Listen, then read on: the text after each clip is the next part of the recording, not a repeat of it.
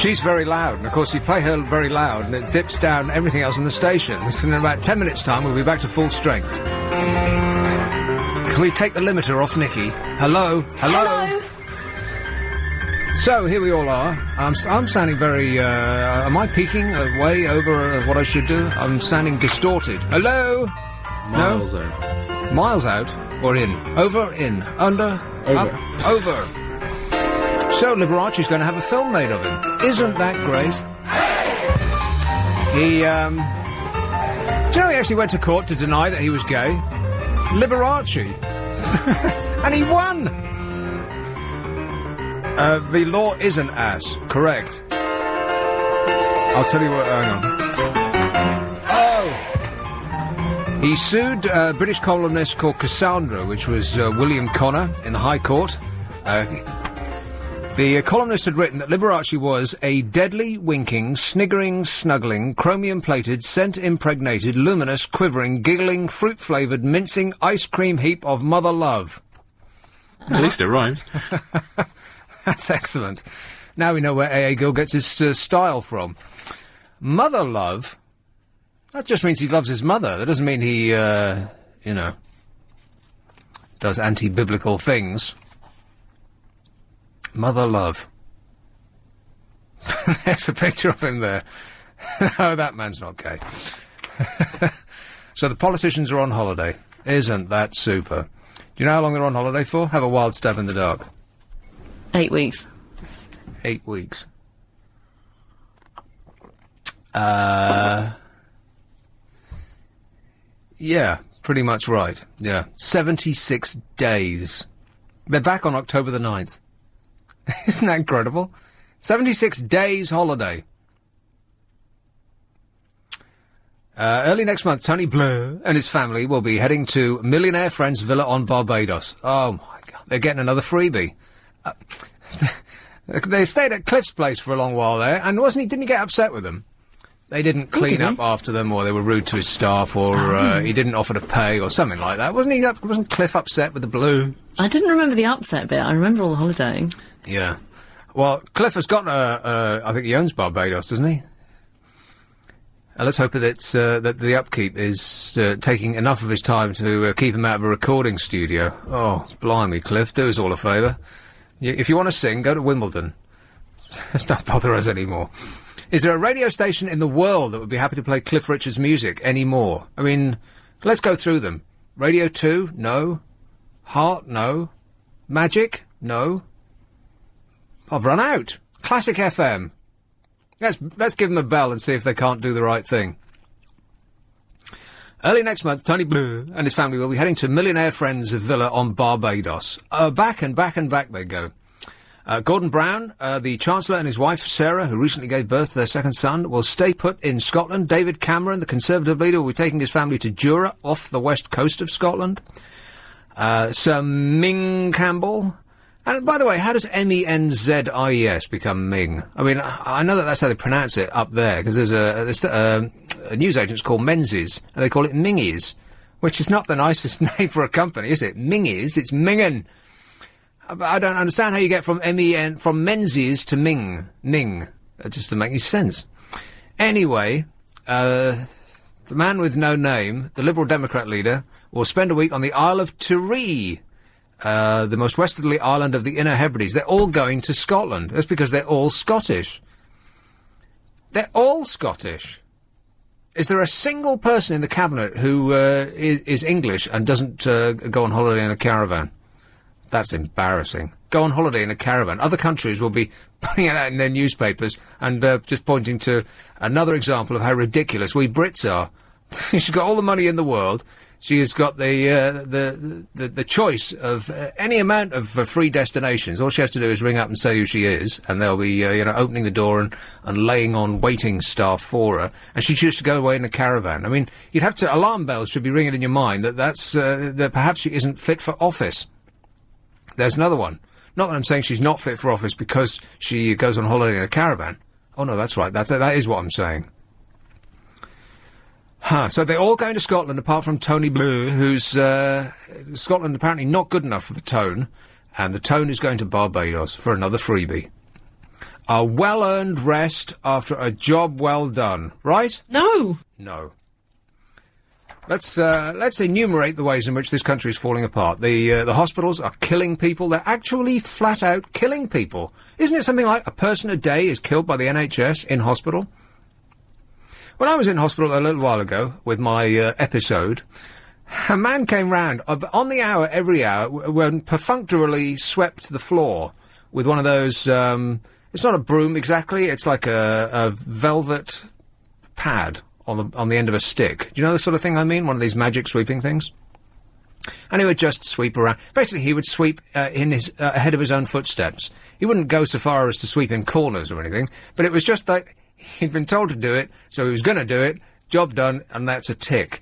Look above the floor level, mind, and virtually everything that was white was black.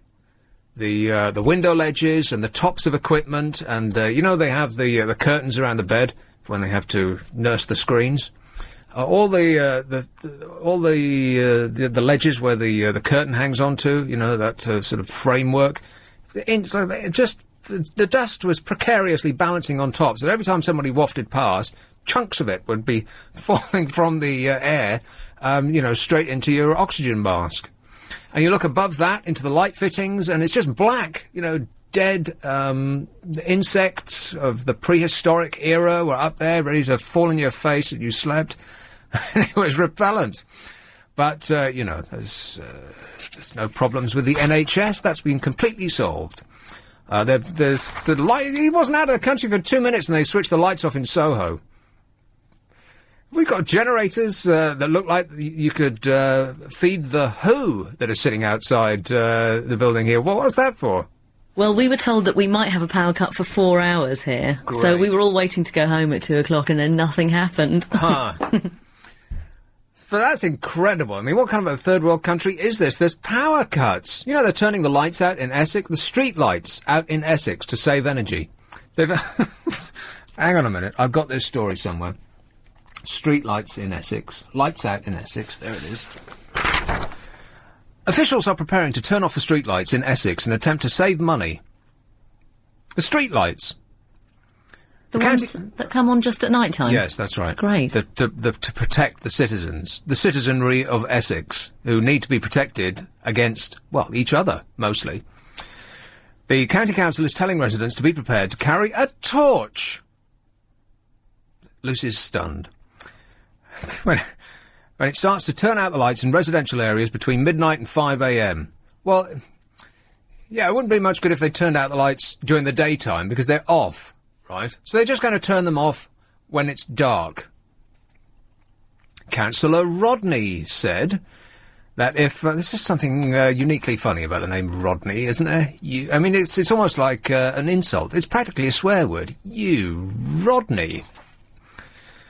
Councillor Rod said that if homeowners are being told to switch off their lights at home to conserve energy... it's the logic, right? So he's read in the paper that we're all being told to turn our TVs off standby, and our DVDs and all of that junk that sits under the telly, and turn off the lights when you're not in the room, and turn down the heating. At this time of year, always turn down the heating to 68 degrees.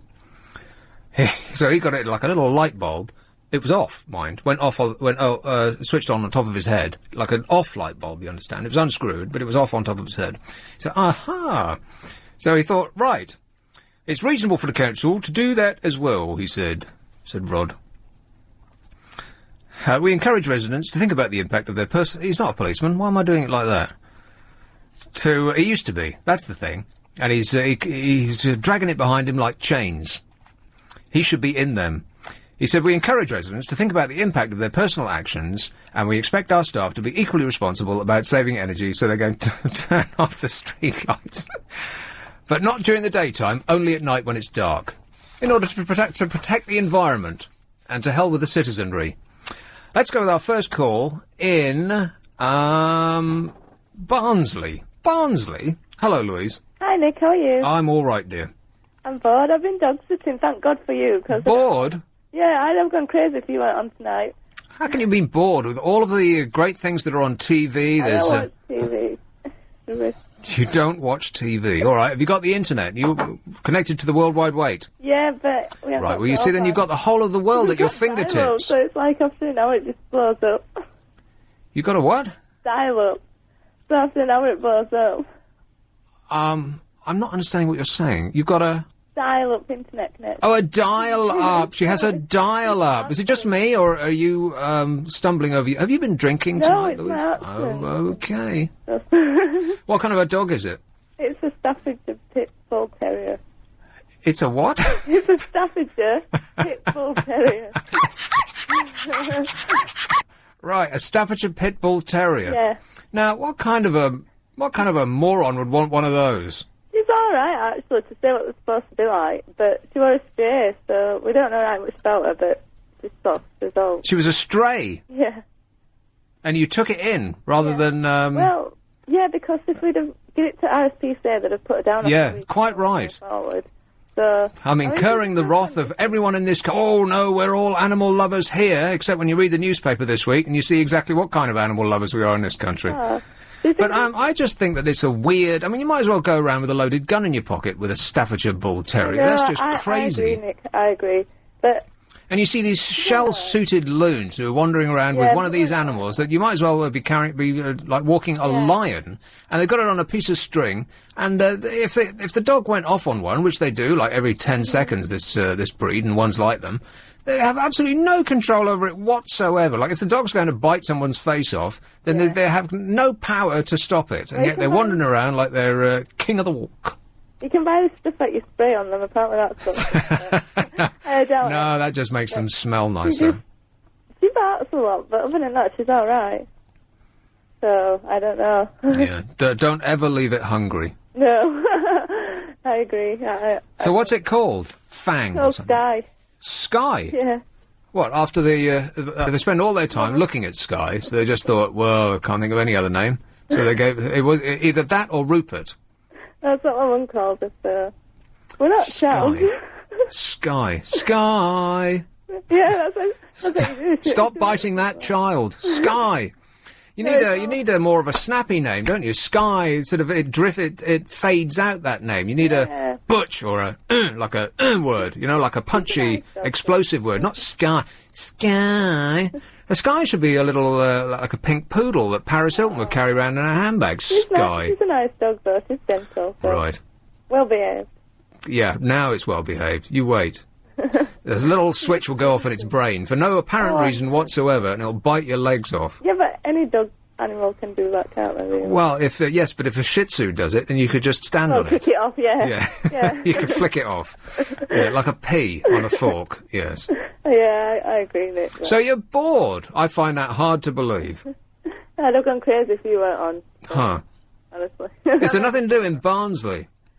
No. Well, I can't leave a dog on her own for too long, or else she gets lonely. But if you go on the World Wide Wait, then can't you hook up with other Barnsleyites and, start to have a good time? No? I don't know. Well, what are Barnsley men like? Barnsley men. Yeah, Sorry. Barnsley men. You live in Barnsley. You must have met men there. Oh, they're idiots. Barnsley men. Idiots, right. They're idiots. Okay. Right from the horse's mouth. And so what have you been up to this week that you can be this bored of a Saturday night? Well, I went shopping on, when did I go away? Thursday when I went away, because I was feeling depressed. And I had a friend around. And then she went home and that was it, really.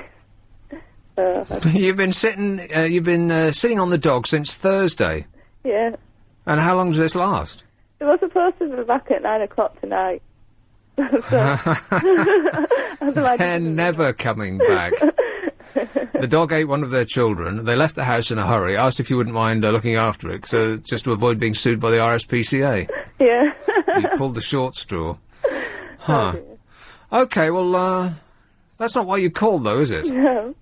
Go on, then. You know Cliff Richard?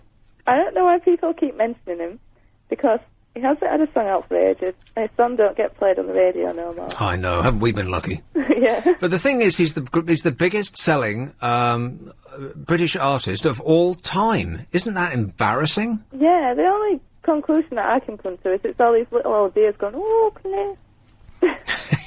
Well, that's exactly who it is. Yeah, it's They had one of these time-wasting list shows on Channel 4 a little while ago, the biggest-selling single artists of all time, and of course it was Elvis and the Beatles, and they got down to number one, and they'd done everybody. They'd done Queen and Elton John and, David Bowie and Rolling Stones and all of these people, and everyone was scratching their heads. Well, who else is there? It's not Elvis, it's not the Beatles, who is it? And they said, wait, after the break, because they always say, after the break, you tease forward, that's right. After this break, I'll be talking to a bloke about treating servants badly in Stratford. They've never had Stratford, or perhaps he is a servant who lives in Stratford and he commutes, and his employers in Belgravia are awful people, and he'll be giving their address right after the break, okay? But before we get to that, and everybody was like, well, what could it possibly be? And they were teasing us, but God, join us after the break, but you won't like it. And they said, ta-da, it's Cliff. Oh. And everyone went, no! Yeah, he must have made £100 million. More. Sorry? More, I said. More. Yeah. More than 100 million. You know that Paul McKenna earns £2.5 million a year with that stuff? He doesn't even... Lucy's stunned. ...do anything. Paul McKenna. He's the hypnotic guy, right? Yeah. He was last time I met him, he was a DJ, and he was wearing cowboy boots. He just oh, yes.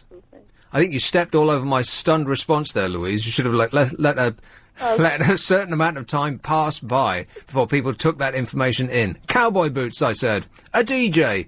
Now he's earning £2.5 million a year, hypnotising people into eating less cake. How upsetting is that? Anyway, I better say no more or he'll sue me. Anyway, Louise, it's been absolutely... Hasn't it? Yeah. I hope you're less bored now. Less bored now? Yeah. Another satisfied customer. Hiding a deep, dark secret. Well, because I was reading this story about Paul McKenna and how he sued the Daily Mirror. Good. Well, someone has to.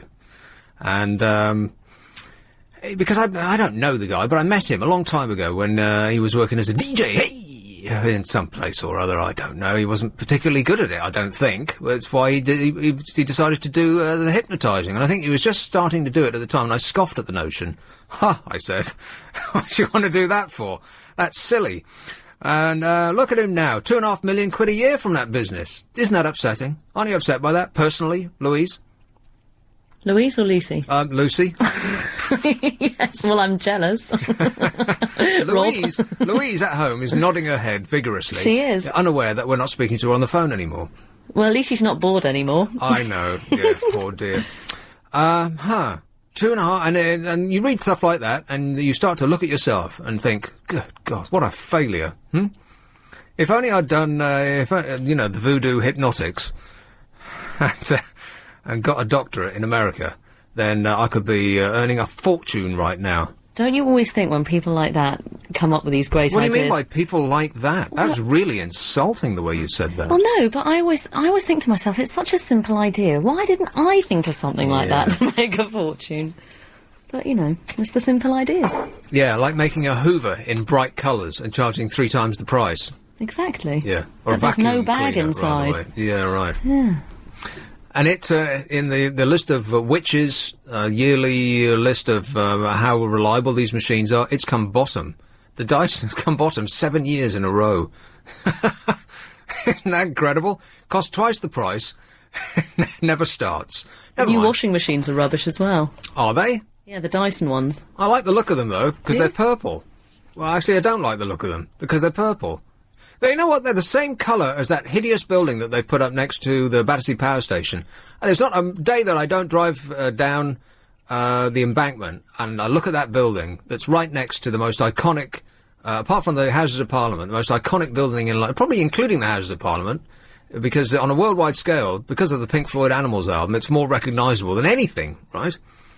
And they stuck a pink and purple building next to it that scorches your eyeballs. It's so hideous. Who was responsible for that? Many and various people. It would have been the actual architect himself, who was can't say it on the radio. And then the client who said, "Oh, that looks good. I'll have one of those. Here's 100 million quid." The planning officer who said, "Oh, that's exactly what we need. A hideous purple and pink building right next to Battersea Power Station." And, everybody else on down the line. None of the local residents who complain were listened to, probably, because when big business speaks, it gets its way. What a nightmare. Anyway, hello, Bob. Hey, Nick, how you doing, man? I'm all right, mate. I've never listened to your show before, man, but I'm kind of digging it, man. Groovy. So, you were talking about servants earlier, servants? Was I? Mistreating servants? Mistreating servants, right. You can't go around mistreating servants, man. They take care of you in your time of need. They can do whatever they want to you because you're at their mercy. I think this guy's actually sitting on the Dyson washing machine. It's on spin. Are you all right, mate? I'm fine. The hell's the dice? He's not fine, he's fine. I'm fine. Fine. Okay, so mistreating servants, yeah, it's very bad. You're quite right. You shouldn't mistreat servants, man. So what do you talk about in your shows? Oh, this and that. Keep listening, you'll find out. He was great. Let's have one in Langley. Hello, Dion. All right, Nick. Dion. Yeah. Yeah, how are you? I'm all right, mate. What's up? I don't know. My son come round today. I'm a single parent. He's just come back from Corfu. Corfu, what, a scorcher? Yeah, he's brown. Bran? I don't like Bran. Well, golden. Oh, golden, right. That's much better. And, he's 20 years old. Yeah. And a difficult age. Telling me everything he's done. In Corfu? Yeah, and I'm really jealous. Okay, let's go from the top. What's he done in Corfu? How many people? Well, there's 8 of them went. 8? Oh, no. He was only there for a day. Eight was lads. So busy. Oh, right, okay, yes. So, I bet they got up to all sorts. Yeah, they did. I tried to pull his memory, but he wouldn't. And how old are you, Dion? I'm 47. So life's passed you by. Yeah, but I've done it all before. I mean, I used to live in Crete. Oh, well, say no more. Crete. Crete, you say? Oh, notorious. It wasn't when I was there. Right. Quiet place. It was immediately after you left, so perhaps you had something to do with it. Yeah, but... So your son came back and you're pining after your youth? Yeah, I am doing, really, yeah. It's gone, mate. Never to return. But they do say that in your late 50s, you're the happiest that you've ever been. How old are you, then? 45. 45, so you're not much different than me, then. Well, we're miles apart, Dion. You're 40... 47. 47? Yeah. All right, much older than me. The difference between 45 and 47 is, it's a yawning cavern, Dion. All right, then. It's like the difference between, it's like when you're 20, you think, oh, it's a big round number, and then nothing happens. When you're 30, you think that's a really big round number, and then nothing happens. When you're 40, you think, and then nothing happens. When you're 41, your face falls off the front of your head, and everything sinks to your shoes. Yeah, I still look well, though. Well, that's a matter of opinion. I'll be the best judge of that. Send us a picture. I keep fit. Right. You know. Use my rowing machine every day. A running machine? Rowing. Oh, rowing. In your house? Yeah. You've got a rowing machine in your house and you use it every day? Yeah. I seriously doubt that. Yeah, I do. Hands up anybody who's bought a piece of exercise equipment for their house and has used it more than twice. In this audience. Hands up now? No one. No, I do. I use it every day. Right, what for? Ashtray? No. So you're watching TV on? No. Huh. Put it next to the TV. You put it next to the TV. Right. Yeah. Right. So you've thought about it? And it's a good one. It's a professional one. Oh, professional. Well, you should have said professional. How far have you got on it? Still in your living room? I'll do about 80. He does 80 miles an hour? Dion, do you want to slow down, mate? 80 rows. Oh, 80 rows. Well, if you keep doing that, then by this time next week, you'll be in Essex. Oh, God. Hey, listen, thanks a lot, Dion. I've got to go. Got to go to come back. If you want to profit from property... Nick? Hey, how you doing? I'm all right. Good. That's really good. That's really what? That's really good. Oh, good. Right. So, what's up, Nick? Well, I had some guy, Dion. Was it Dion? Yeah. Yeah, poor guy. Go on. Well, I hear he's having a bit of trouble with the girls. I don't think he said that, did he? Or he's getting older for his time, something like that? No, he's getting old. It is his time. It is his time? Well, he's 47. That's not nice. You're suggesting he's almost dying. Well, he might as well. 47. Well, what's to look forward to after 47? All of your bits start drooping and That's true. Never to rise again. Yeah. But what are you going to do if he dies tonight? Well, not much after that, I wouldn't think. I would think that would be pretty much it. Unless you know better. Poor guy. Well, I know a lot. I think his days are numbered. Anyway, how's the show going?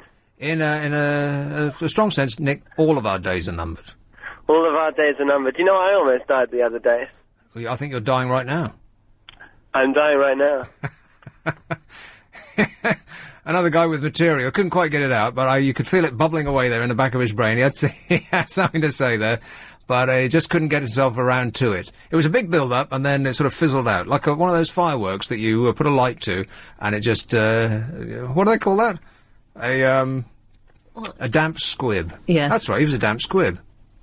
Well, that's one of the names that you could call him, a damp squib. Squib? Squab? Squab? Yeah, I think it's squib. Squib. Yeah. You want to look that up. You want to Google that. Damp squib. What does that mean? I'm just going to take this one right off the air. Without going through you, Susie. How'd you like that? Susie, now? What the hell am I talking about? What is wrong with you? Susie. I'm going to call you Bob for the rest of the Who's night. Susie? I don't know. And Louise. Got all these women on your mind.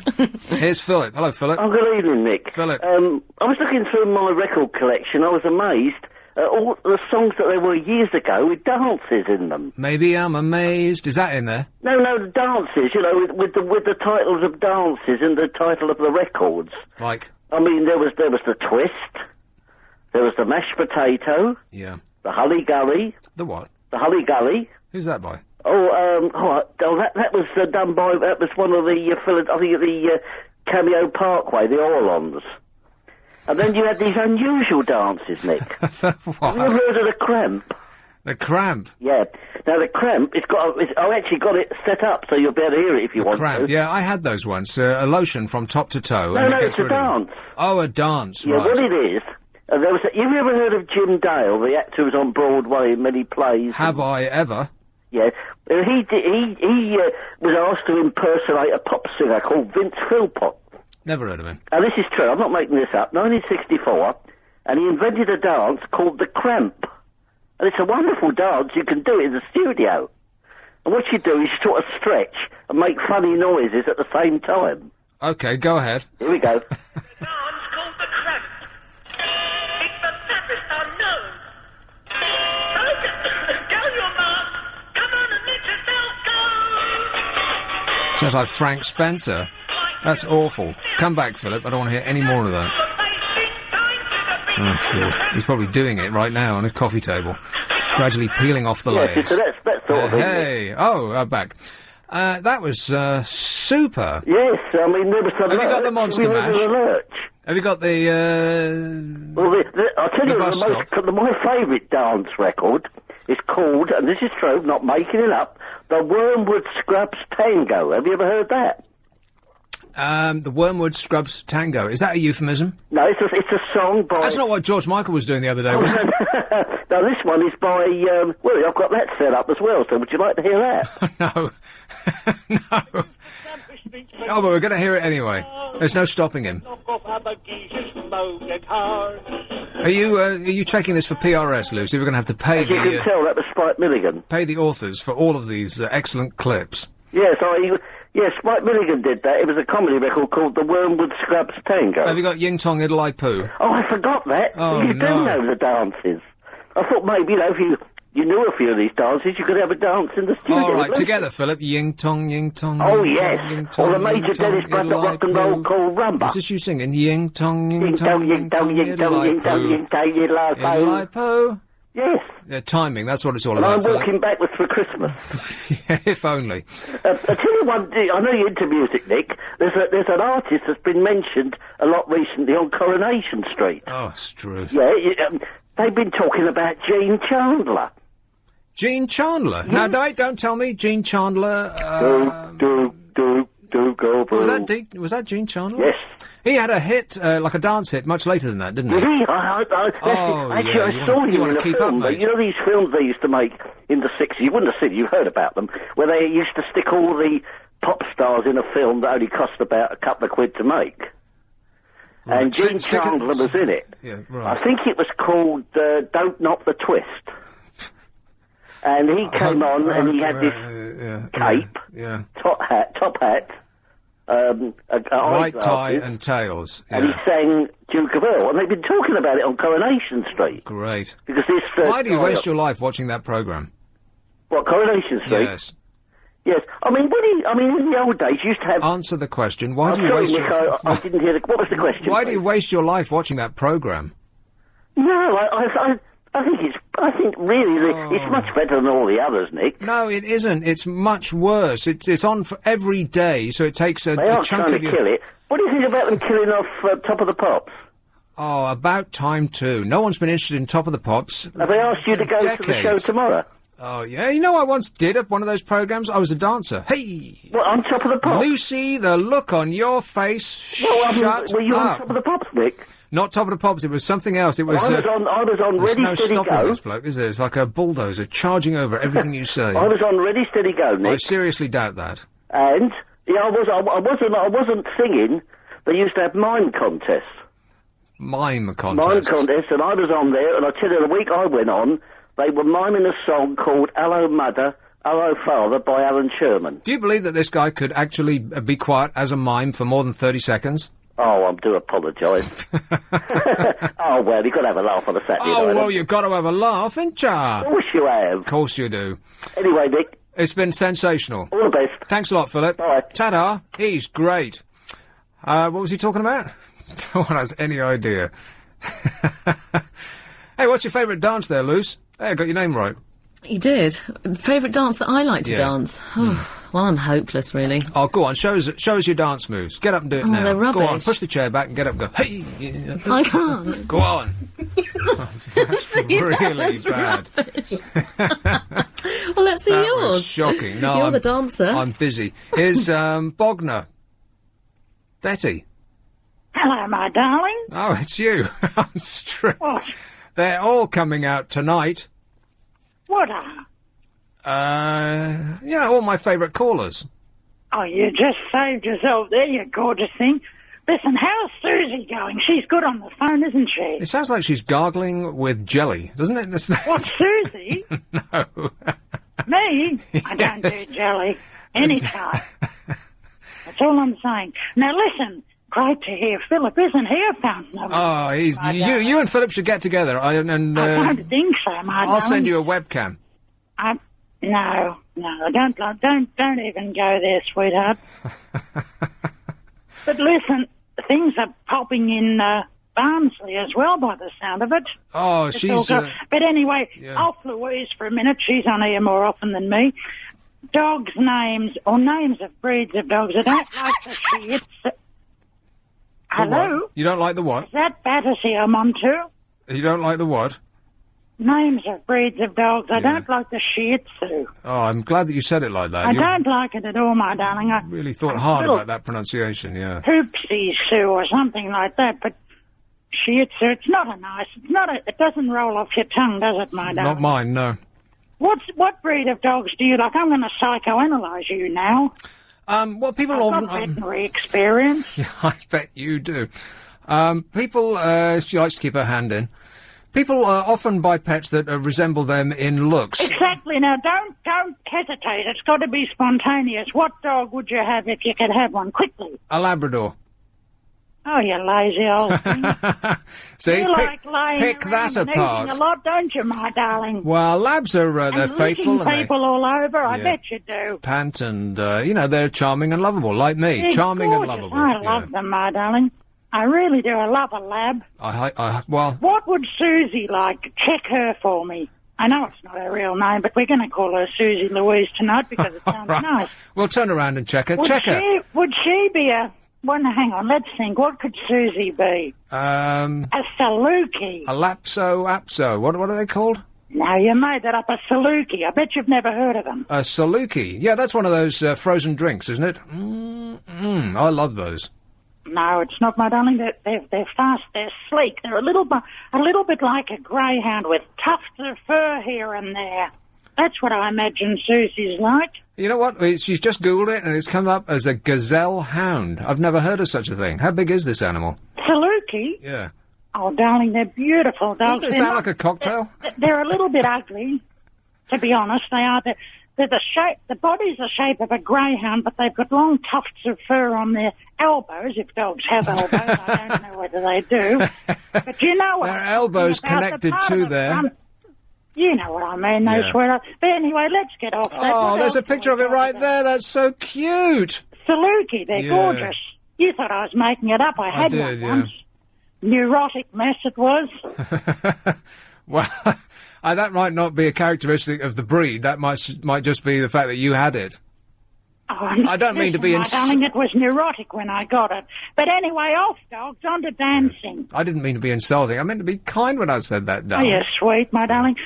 Normally I can do a Dame Edna, but when next to you, I just can't even get anywhere close. I hate it when people say that. I hate it. She's not a dame. She's not even a woman. Well, she's no lady, that's for sure. That's for sure, my darling, and she makes millions. She makes you? I'm just having a sip of tea. She makes millions. Thought you were having a conniption fit. Millions, yeah. Well, you know, he's very talented. Anyway, he's got material, yes. Off her, my darling. Okay. You gorgeous thing. Darling, on to dancing. Would you remember the evening three-step at all? The evening three-step? That's illegal in many American states, isn't it? Mother and father used to do it. Yeah, I bet they did. Hello? Yes. Is that the Jim Welsh Dance School? The mother and father used to do it with, who was that? No, anyway. Look, darling, I'm going to have to go. I've got nails to do. It's a relief all round. Whose? The Salukis. No, I just made that bit up. No, my own, darling. I'm going to look gorgeous tomorrow. I've got an interview. Well, you don't want to be scratching him. I don't. Well, anyway, we won't go there. I'm going. Put your best foot forward, Betty. Okay, love to Susie Louise. or whatever she's called. Whatever she calls herself tonight. Ta-ta, Betty. Bye-bye, sweetheart. It was Betty. Take one hungry presenter. Is what's written on the back of this door on the Nobbo board? Does it have to be called that? On the what board? The Nobbo board. Is that what it says on there? Well, aren't these things called Nobbo boards? Oh, right. Aren't they? I don't know. Is that the whiteboard? The whiteboard? Yeah. Well, you call it the whiteboard with good reason, because you don't want to go wander around saying the word Nobbo. That's right, yeah. But I believe that they're Nobbo boards. Oh, that's lovely. I think that's perhaps the brand name for them. Okay. Right. So you wouldn't want to be saying Nobbo. In fact, I bet if I get up and look at the... What does it say on the Nobbo board? Hang on. It's about Ian Lee. Oh, yes, you need to say that. No, they've taken the label off. I'm guessing it's a Nobbo board. It looks the type. Okay. On Sunday the 30th of July, Ian Lee...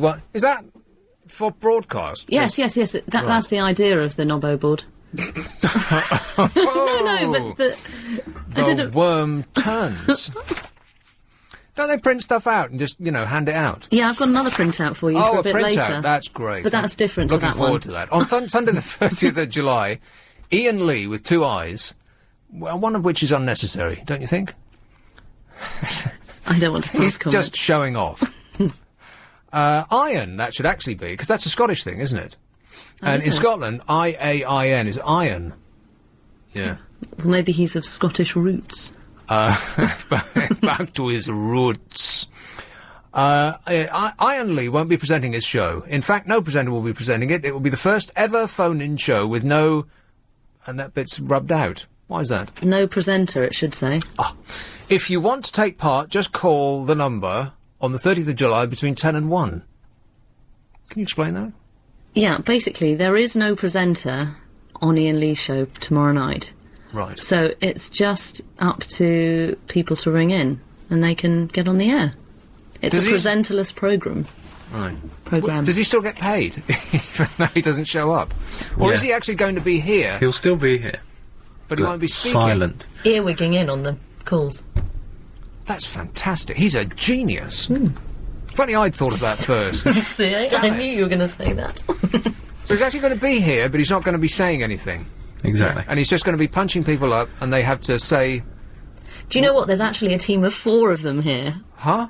Tomorrow. Isn't that right, Alex? Yeah, there's me, there's Bob, the weekend manager, Ian and Christian, his producer. Right, 4 people to present a show that doesn't have a presenter. That's right. Exactly. So we're getting by on, the basic rations here, really aren't. And I don't mean to be insulting when I say that, Louise, or whatever your name is. Thanks, Bob. Hey, do you have a fascinating fact for us today? I do, actually. Excellent. Lay it on me, baby. Okay. Which word do you think is How come you're much louder than me, by the way? Oh, I'll go quieter. I didn't mean to do that. I probably just got a bit overexcited with my fader. What do you think is the most misspelled word in search engines?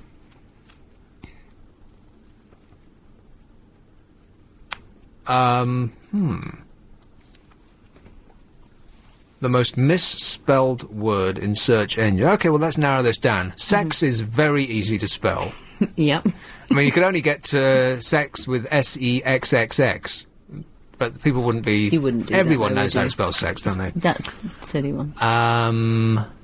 Britney is easy. I don't know who the famous babes are anymore. You see these supermarket checkout magazines, and the latest hot babe will be on the cover, and I've never heard of them. Okay, it's not a person. Oh, right.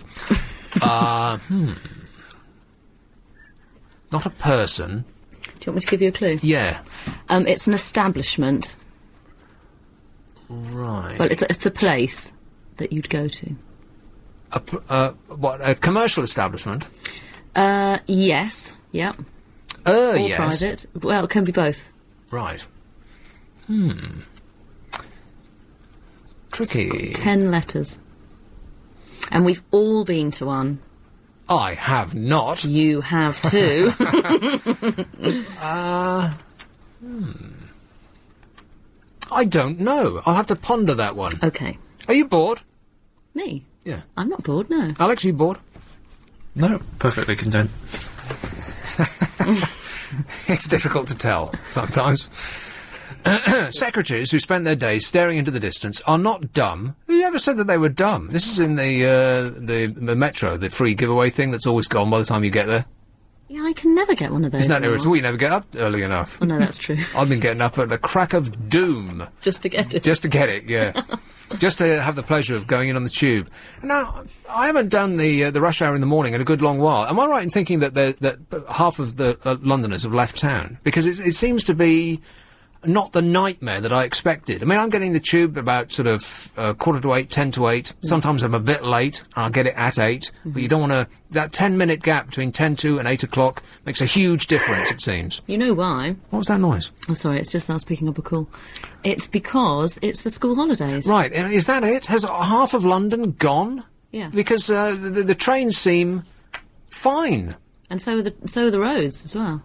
Well, I don't know. I better. drove in on a Sunday and it was still a nightmare, and you can't park. I've got one parking space that I found right in the middle of the West End, paces from Trafalgar Square, that's always there on a Sunday. Because you go on a Sunday and you think, oh, it'd be great, easy parking, and you end up parking in Notting Hill and walking the rest of the way. It's a nightmare. So I have actually found a primo parking space that no one ever uses because they're frightened, but that I thought, shall I risk it? And I park there every Sunday, and it's perfect. Why is Always it risky, there, though? Because it's in front of a garage.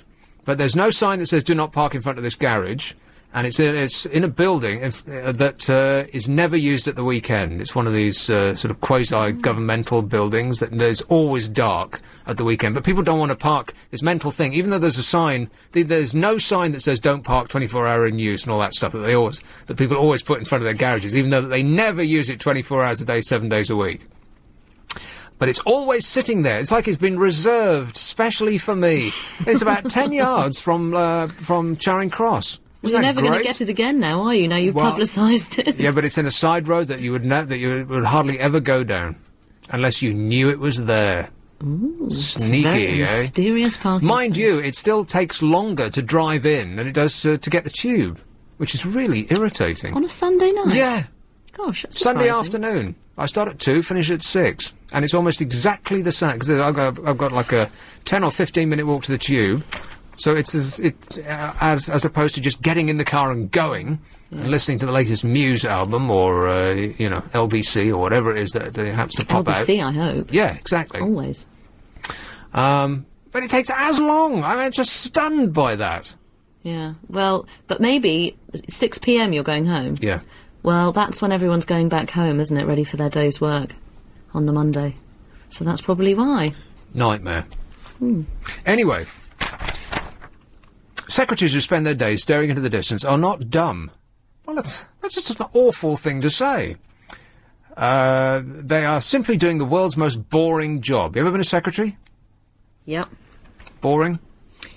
Can be a bit tedious, yeah. I guess it just depends on what you're... I think it depends who you work for. Yeah. And exactly what you're doing and what involvement you have. Staff in admin and secretarial jobs apparently achieve a maximum 10 out of 10 on a boredom index.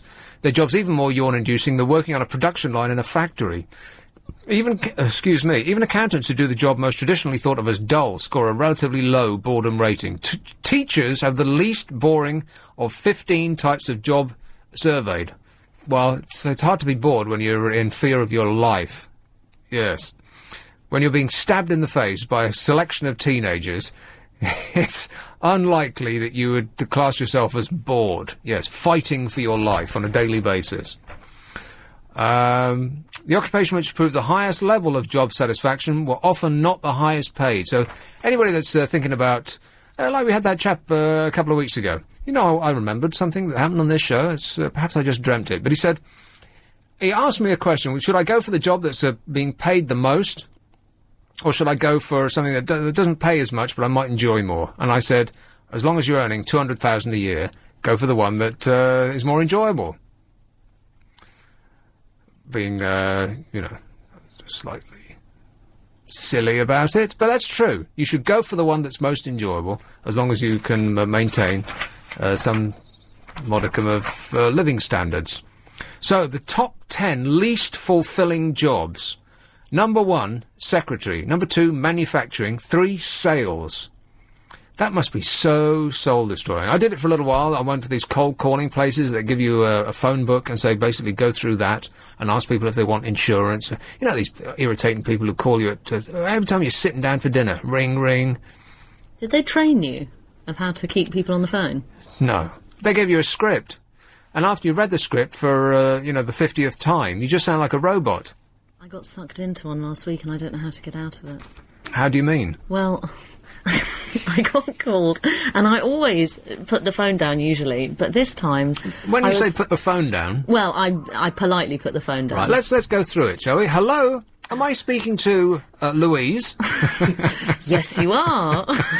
That's excellent. Well, we've had a special offer that's only available for a certain amount of time, and I'd like to interest you in a new mobile phone. Have you recently signed a contract? No, I haven't, but I'm not interested at all. Oh, that's excellent. So can I put you down for one? Okay, sure. It's a bit like that. No, but this is a policy that I've taken out. You haven't? For health. Yeah, I have, What? and I'm so annoyed with myself. And my husband at the time was screaming at me in the background. Your husband at the time? Are you divorced already? No. That's so He was sad. there at the time. And I gave out all my card details. My bank account details. I'm Are you such crazy? an idiot. Yes, I am crazy. How long were you on the phone with this person? Oh, about 15 minutes. Yeah. And so you're as soon as you answer the phone, there's this long pause Yeah, I know. while you get connected to India or wherever it is that they're calling from, and you know as soon as that happens that you've got to get out of this call, right? Yeah. And then there's a crackly line, and they sound as though they're calling from the moon. It's like way distant. They're obviously not locals. And then they come on with a script, and you can tell that they're reading it because they just sound metronomic. They're just they're not understanding what they're saying anymore. It's just sounds. Well, I don't know. He teased me a lot with this because he kept tugging at my heartstrings all the time because it's a sort of charity that I'm going to give money to. Oh, no. Yeah, and also it could affect me because it was all to do with cancer, and it was that whole thing that I thought, God, yeah, it could be me, you know. And so he said, you know, Lucy, this isn't a nice topic to talk about, or Louise. And I said, no, it's not. No, it's not. He said, you wouldn't like it to happen to you. And I thought, no, I wouldn't. And there's a 30-day clause where I can pull out, but the paperwork hasn't arrived through the door. And I'm worried if it doesn't get here in time, how do I cancel all the direct debits? I can't believe that you gave your credit card and bank numbers to just somebody you called up. I've never been so moronic before. You will have to give me your number. If anyone wants my card details, I'll just give it out, yeah. Easy pickings. What's your address again? Huh. Oh. So you've agreed to give money to who? Well, to this it's like a cancer insurance policy. And right. They'll pay out a lump sum to me if sure they something will. goes wrong. Yeah, when you're dead, then you can really enjoy it. Oh, it's like talking to my parents. They just looked at me, just shaking their head. Are you an idiot? So is this with a reputable company, or is it... yeah, I looked them up on the internet. They do John's exist. Fun Insurance Company. Yeah, well... And then I rang the bank, because I then got really panicky that, oh no, all my money's going to be taken out. And they laughed. Well, they said, "Oh, we get lots of calls like this from ladies," which really annoyed me. And well, the implication being that ladies are stupid. And that's gullible, an awful yeah. thing for a bank to say, isn't it? Huh. But apparently, I am safe because the details that I gave out didn't include my special security number. Oh, that what was it? 6732. Yeah. Yeah. And also, if you don't give out the expiry date, then you're okay. Sure. Apparently. Yeah, right. All they have to do is go through your rubbish. Oh, don't, please, true. don't. Huh. Oh, no. Anyway, I can't do anything about it, can I, until the paperwork comes through? I would pick up a lot of extra shifts. You need to be doing a lot of overtime because you're going to be needing to put back all the money that they're going to be sucking out of your account. But at least when you're dead, you'll be able to have fun. Oh, that's good then. That's You've really excellent. cheered me up with that. You're fully covered. Well, I'm going to have to continue this boring thing just afterwards, and I'll invite your calls about what's the most boring thing you've ever done? What's the most boring job you've ever... What's the worst job you've ever done? Oh, no, this is beginning to sound like a Derek and Clive record. And we don't want to go there, do we? No. On FM. Abbot.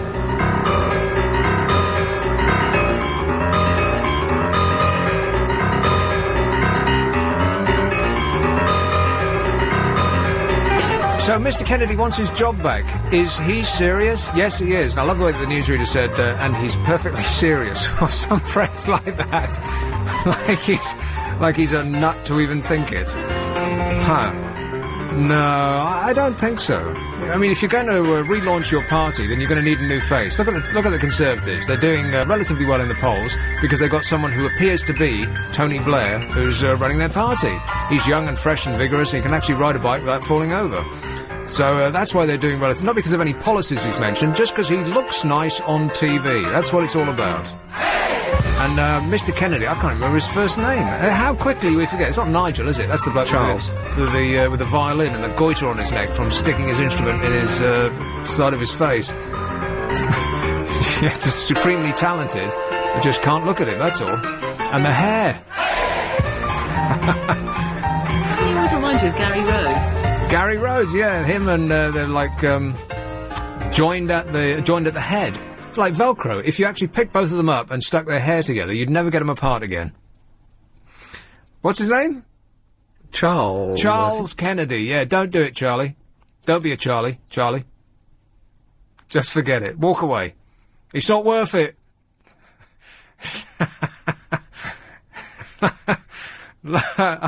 At the front of a pub in Essex, the girlfriend's holding a handbag. It's not worth it, Charlie! Anyway, boring jobs. So here's the list. Number one, the world's most boring job is to be a secretary. That's awful, because, they just can't... I feel sorry for people who work in offices all the time. I actually really do. Because I waft in and out of work, and people are there clacking away at their typewriters and doing whatever it is they do. They're just Googling on the internet. Yeah, probably. Buying their shopping. Yeah, they're busy Googling each other in the supplies room. Yeah, I've read all about it. No, never mind. And they're still clacking away when I leave. Bye. Thank God, I have 5 hours left, and I leave the building, and I thought, oh, it's like a prison sentence. Never mind. So secretaries, the number one most boring occupation. Manufacturing next, sales next, and like I said, it's like a cold calling. This must be the worst. But actually it's not, because you don't actually have to meet and look at the people that you're selling to. Just having to be nice to members of the public. Because, you see, I'm like a salesperson here, in that I meet a lot of members of the general public. And, overall, I'm not that keen. as anybody who's met a lot of them will attest. You know, they're not that great, really, are they? Members of the, awful people. That's true. So, yeah, sales. I feel your pain. Marketing and advertising. Now, I'd have thought that being in advertising would be quite cool, but it depends. I mean, if you're sitting all day trying to think up a catchy new phrase for underarm deodorant, then perhaps not that great. But if you're out there shooting supermodels for, the latest tyre campaign, or whatever it is that you want to graft a woman's fizz week onto, then it could be quite entertaining, you'd think. You get to have your pick. Be super. Science, research and development is number 6, which I find really hard to believe, because people who go into R&D, as they call it in the biz, and science, are people who were attracted to science in the first place, right? Like Alex, you're an engineer. You did science at uni, I betcha. You were one of these people who walked around with an Iron Maiden T-shirt and jeans that were made in Russia, with a gigantic wad of keys hanging off your belt, none of which actually fit any known lock, but you had to have them all anyway. Like 3 pounds worth of metal dragging you down, but you couldn't leave the house without them. And you did mechanical engineering, or electrical engineering, or computer science, or one of those. No, much worse. Wait a minute. I didn't go to university, for a start. Right. I entered my Iron Maiden phase early, at 16. Good. In college, where I studied media and photography. What? What qualifications do you have to run this expensive... A-level media, right. C grade. Help! We're rudderless here, like the country. The captain's gone. Oh, no. No wonder this show's a shower. It's your fault. So after research and development, which I find a bit surprising, because scientists, they get into it because they like science, right? After that is, and this is really amazing, media. How could you be bored working in media? Oh, let's count the ways. Unless you're actually doing this, on the air, shooting your mouth off, giving everyone the benefit of your stupid opinions. Media. Is it actually boring? Because you go in and people are, amused, and they're eating sandwiches at the desk, and they don't have to wear suits and ties. But mind you, it is like a desk-bound thing. You're bound to the desk most of the time, Louise. I am, yes. And are you bored? Well, I prefer it when we're on the air. Right. When we're doing the actual programme. Doing it, yeah. There's a lot of admin on the other side of it, isn't there? What do you actually do all day? Does anybody have any idea? Well, I work on several programmes, so it depends, But after the show, you see, you get to go yes. home. No end of work you do after the show. And all your show, I have to podcast your show then. Right, that's one button, isn't it? You just click that and then it does it automatically. One button? Isn't it? 2? 6? Several buttons. Very complicated 3, buttons. in other words. It is not. Download yes or no. Click yes. Only it was that easy. And then law. Well, I can understand that, even though it's something that people work over and over and over to. Once you're a lawyer, it's just...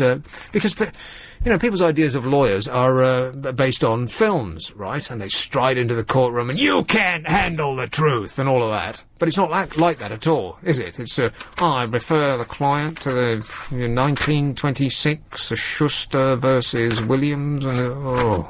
kill me now. I had a friend who went into law purely based on Ally McBeal. Right, with the wrong thing to do. And now she's terribly bored. Yeah. And men have to wear woolen suits in this weather. It's like being a policeman. Mind you, they've got mixed fibres, don't they? I read that in Leviticus, I didn't actually read it. I didn't read Leviticus. But I read that Leviticus says something like, man shall not lay down with man, or goat. And you're not allowed to wear a shirt of mixed fibre. So the people that are ranting and raving about, Adam and Steve and you leave your pets alone and all that, they're just picking and choosing the bits that they like, right? And they're busy wandering around wearing polycotton blends when they should be cast into hell and damnation as well. Something to think about, but not for too long. Back to this list. It's only 10 long. It's taken me about half an hour to get through it. That's your fault, Alex. Then engineering. Hey, Alex, I'll ask you again. Are you bored? Yes. And 10 is banking and finance. I can't believe it's so far down the list. What's the most boring job you've ever had, Aid? Well, I've always pretty much done the same thing. I work in a factory, so... He works in a factory. Your new name is Aid Who Can Get Laid. He's wearing... Yeah. He drives a drop-top Audi TT. What colour is it? It's black. And what colour's the car? Black. Right. Well, that's an excellent colour. It looks dirty really quick, and it will pick up scratches, but it's a... And every mark is just going possible. And when was the last time you cleaned it? What, the car? Yeah. He preempted You two could do that. Tuesday, I think. Tuesday? Are you allowed to do that? I don't think people are allowed to clean their cars now. Every single car in London, have you noticed, has got a spider's webs attached to each... rear view, the side mirrors. They've all got spiders in them. How do spiders get up there? How do spiders get up there, by the way? I mean, do they reach the car and think, oh yeah, there's a mirror up there? Because I know cars, so it climbs up the tyre, and then onto the axle, then onto the chassis, and up and around the bodywork, and then up the door, and how do they get up there? I always think they're my special friends when they're there, because I didn't know that everyone had them. Everyone has got them. It's a mystery. It is a mystery. It's a mystery. Like, what car have you got then, Vince? You know what I've got? I'm not telling you, as it might pinpoint me down, and a stalker might have, easier access to slash me. What about me? It's not as fancy as yours. It's not a convertible Audi TT, that's for sure. This bloke cleans toilets. He cleans toilets for a living in a biscuit factory, and he drives a much fancier car than me. It's not a biscuit factory anymore, it's a snack factory. Well, Snacks? That makes a difference. Right, what's on the menu today then, Aid? Well, I can't really say about giving the company away. Well, describe them. Crisp and cheddar products. Crisps and cheddar product. Like a small wheel type thing that snaps when you break it and tastes like crispy cheese. Yeah. Repellent. Yeah, but I was thinking, about these secretaries. They don't call them secretaries now, do they? They call them data entry people. That's worse. Data entry people? I was thinking, I mean, I know it probably is a boring job, fair enough, but I'd rather be bored than killing myself. You know what I mean? Is that the only choice you've got? Well, I'm not talented enough to go into radio, am I? What do you mean by killing yourself, though? I don't understand you'd rather be bored than killing yourself. Factory work is pretty hot and... you mean you don't mean actually killing yourself, you mean working hard. No, right. It's like, sweating, yeah. No, I'd rather be busy than bored, because I've been in jobs where you are at a desk and there's nothing to do, and the worst thing to do is to look as though you're busy when you aren't, because that takes much more effort than actually working. Well, my boss does that absolutely fabulous job of that. But, yeah. Huh. So you, what is it you do again?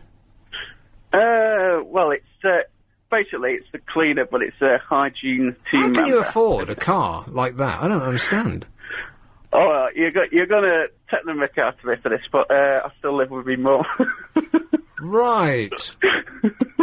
Okay, so you're not paying rent? Yeah, pay a bit of board. Oh, he pays her a bit of rent. Oh, all right. Yeah. I won't take it. Because he lives with his mum, that's all right. What's wrong with that? Well, let's enumerate. I thought you were going to, shall we? rip me to pieces. No, not tonight. You're for an headache. I think I used up all my aggression on the Bob Dylan man earlier on. Oh, he was very nice. Yeah. Hey, but come on, you could afford something like that if you want. I mean, you could afford a Ferrari. Mate, I can barely afford an Octagon card or whatever they call them. You've worked I can never remember the names of those blue cars. What do they call them? An oyster. Oyster card. Why is it called an oyster card? London is your oyster. Oh, you eat 10 of them and you want sex. It's a bit fishy, that, isn't it? Little bit, yeah. Yeah, but you've worked flat out for weeks. Come on, man, you can... I am working... I'm doing 63 hours on the air every day. And there's another 2 weeks to go before I Like I'm actually walking home today between shows, and I was thinking, oh, you know what? I can't wait for 2 weeks' time. I'll be able to, and I intend to do this. Fall forwards, flat on my face. The dust will be flying out from underneath me, and I'll just remain there for weeks, probably. Yeah. But anyway, what I was calling about, and we got on something else. Yes. Annoying people. I've been to the cinema for the first time in ages this week. To see? Wait a minute, let's guess. To see Superman. Oh, blimey. You give me like a book, can't you? Yes. Was it super, by the way? Yeah, it was. Right. Super, man. Okay. But what weren't so super is the idiots who get in there. I mean, I went to the cheap day. It was Tuesday. So you go for like $3.90 or something. But the people you get in there, I've been watching it for about an hour, and a couple moved from the other side of the pictures and sat behind me and started talking. It's just, this is one of the reasons that I hate to go out, like, ever. Yeah. And when you do find yourself going out, it's with trepidation, because there's going to be people there. And there's nothing irritates me more than people. And they just, I don't get it. People just don't know how to behave around each other. You go to the cinema to talk. That's incredible. Like, you leave outside where everyone can chat perfectly amiably, and you go into a place where silence is required and you can't stop talking. Or eating, apparently. You know, they should stop popcorn in cinemas right now, because first of all, stale popcorn smells like old feet. So the entire cinema reeks of old mouldy feet, and people graze. It's as though how hungry can you be? You've just eaten. You've had a Savoy in the auditorium outside. When was the last time you had a Savoy there, Luce? Don't answer that question. And so you're totally replete, and then you come in and you just graze for 2 hours, munching away, and it sounds like a cow has sat down behind you, just like chewing and popping and crunching and rustling in the box, and you think, my God, how deep is this box? It'll never end, and on they go, and like, stop eating. But Dick, there was two people. I think it's about a 2.5 hour film. 2 hours, 20 minutes into it, they just got up and left. 10 minutes before the end. Well, maybe they had some important business to attend to. The best one was the idiot with the mobile phone. And if I forgot to switch my phone off, I just want the ground to swallow me. You know, I want to go out there. But this bloke, answer the phone. All right, mate. Oh my God. I'm in the pictures watching Superman. He was just like walking about, shouting like, you're like that bloke off Sugar Happy TV. Which was funny for about a series, wasn't it? It was properly the funniest thing on TV, and then he went too far, and then you thought, ooh, he's picking on old people, this isn't funny anymore, and we haven't heard word from him since. Yeah. I think he's working with me at the factory. Okay, good for him. If he keeps on there, he'll be able to afford a fancy sports car just like you. He could come and stay with you to save on rent. Think about it, Aid. Yeah, I mean, it doesn't annoy you, because I was so excited about seeing this film, I nearly actually wet myself like David Hasselhoff. He was going to say that. And I thought, he's not going to say that, is he? I know he's going to say that. Shall I stop him? And then it was too late. Just kind of like the experience that you had. Allegedly, I should have answered that. Anyway, don't ever go to the cinema. That's why everyone's buying home cinemas, because in the comfort of your, in squalor of your own house, you can throw out whoever is annoying you. Yeah. Mind you, if you can't throw them out, then you can't leave. So maybe you should always go to the cinema. Never stay at home. I think I'll leave it like for another few years. All right, good for you. Thanks a lot, Aid. Okay, speak to you soon. Ta-ta. Bye. This is LBC. Anna Rayburn. Hey, Joe. Hi, Nick. How are you? I'm well, thanks. How are you? Yeah. Ask me another one. How's your father? It's all right, actually. Cool. He owes me 600 quid, so... Oh, right. Well, you want to keep in touch? Yeah, I do. The reason I'm calling... Go on. You were talking about sales calls. You know, you get the unwanted ones at home. Yes. Well, double glazing and conservatories and things like that. I used to get quite a lot of them. Right. And I had a phone call one day, one evening, about 8 o'clock. I just sat down to watch the telly or whatever it was that I was doing. And the guy comes on the phone and says, "Oh, hello, is that Mr. Smith?" I said, "Yeah." And he goes through all the usual spiel, and he says, well, we're doing a special offer, we're doing, quotes and all this on conservatories in your area. Could we interest you? And I thought, all right then, yeah, okay, you can. Because I got a bit sick of the calls, so thought, right, we'll have you then. You were going to play with him? I thought I'd play with him. Right. So I go through all the spiel, and I'm going, all right, actually, that sounds quite good, because I was thinking about getting one and all the rest of it. And he goes, oh, were you? And he was really, really surprised that someone was being so positive to him, about all this. And I think I know what's coming, but go on. And so anyway, he says, well, we're in the area next week, as they always are. Can we come round and do your quote? And I said, yeah. I said, all right, then, that'd be great. I said, pop round Thursday evening about 7. He went, yeah, we will. So I wait in. Thursday evening, 7 o'clock, they come round, ring on the doorbell. It's nice little, little 7, he's about 19 years old, I suppose he was. Face like a peak, a clipboard in one hand, mobile phone in the other, Yeah, just someone you want to start building work on your house soon. Yeah. What I thought. And I said, oh, come in. And he comes in and sits down. I said, can I make you a cup of tea? Yeah, I'll have a cup of tea. And so he says, right, well, you're interested in search. I said, oh, yes, yeah, I am, yeah. And he goes through all the brochures with me, and he shows me what he's got and what he can do and all the rest of it, and goes through all the prices. And he says, whereabouts were you thinking of having it? I said, just sort of off the back of this room here. And he sort of went, what, sorry, what this room? And I live in a first floor flat. And this guy had gone through 45 minutes of sales talk before realising that I'd actually taken him upstairs to my living room to talk him through the conservatory spiel. Joe, you must be bored out of your mind. No, I was just sick of the calls, and I never got any more after that. Huh. Well, it's something to think about as long as you don't get shot in the process. Thanks a lot, Joe. If you waste their time, they don't waste any more of yours. I just thought you might like to know the info. All right. Cheers, Joe. Cheers, Nick. Bye. Ta-da. Huh. I felt that that's where it was going, although I thought it was going to be higher up than the first floor. Never mind. Shall I do this now or later? Whenever you like. All right. Later. Have you thought about my word yet? The most misspelled word? Oh, no. What was it again?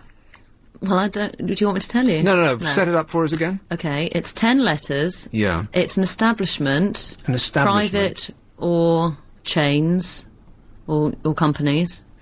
And it's somewhere where we all go. You can go as a family. You can go as a couple. You might go on your own. Some people do, but you'd probably take a book. That's a big clue. Take a book? Well, people tend to if they go on their own.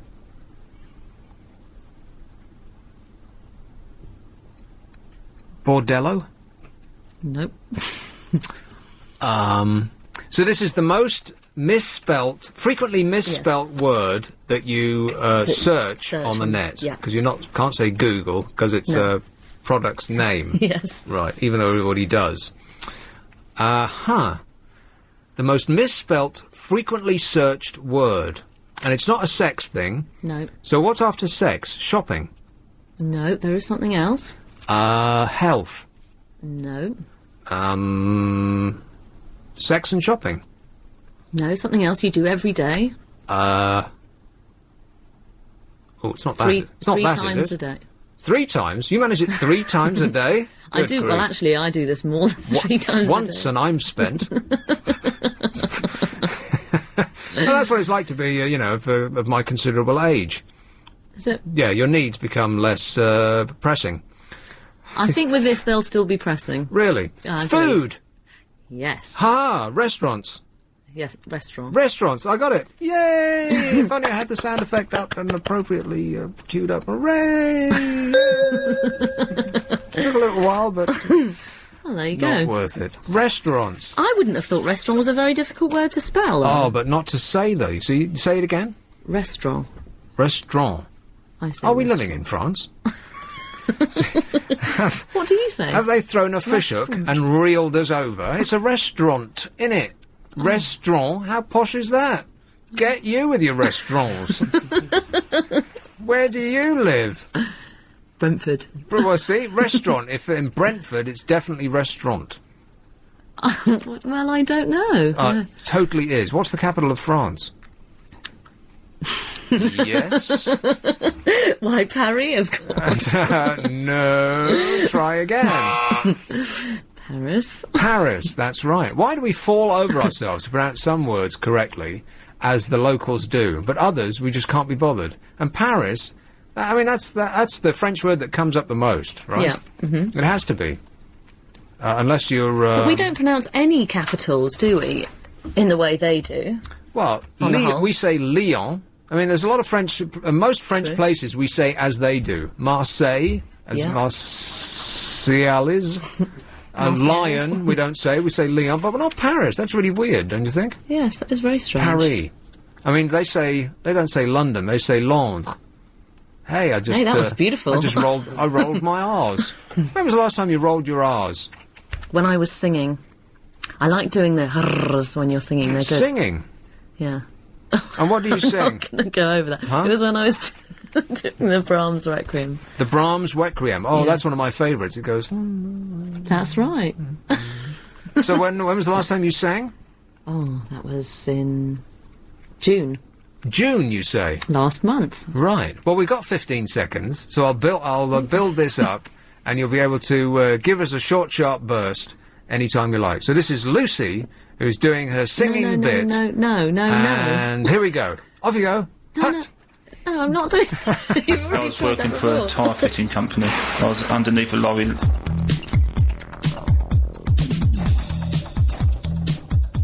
Hey, Rob. Took a while. Rob. Aha. Remember that? I do, yes. Oh, I used to sing along to that. He's a nut. He's dead. He's a little bit dead at the moment, yeah. Still dead, is he? You can libel the dead. No, you can't. Yes, you can. Can you? Yes. Lucy's shaking her head. Well, I had I went to a student radio conference a couple of months ago, and we had the man who is in charge of the journalists, the BBC, come down. Yeah. In other words, he's the one who gives them legal advice. He said, you can't say allegedly, because that doesn't work. No, that doesn't work, no. But you can libel the dead. Then he came out with the most libelous thing imaginable. About who? Ronnie Barker. Oh, him. Let's hear it. Oh, you No. Take me off and I'll tell you.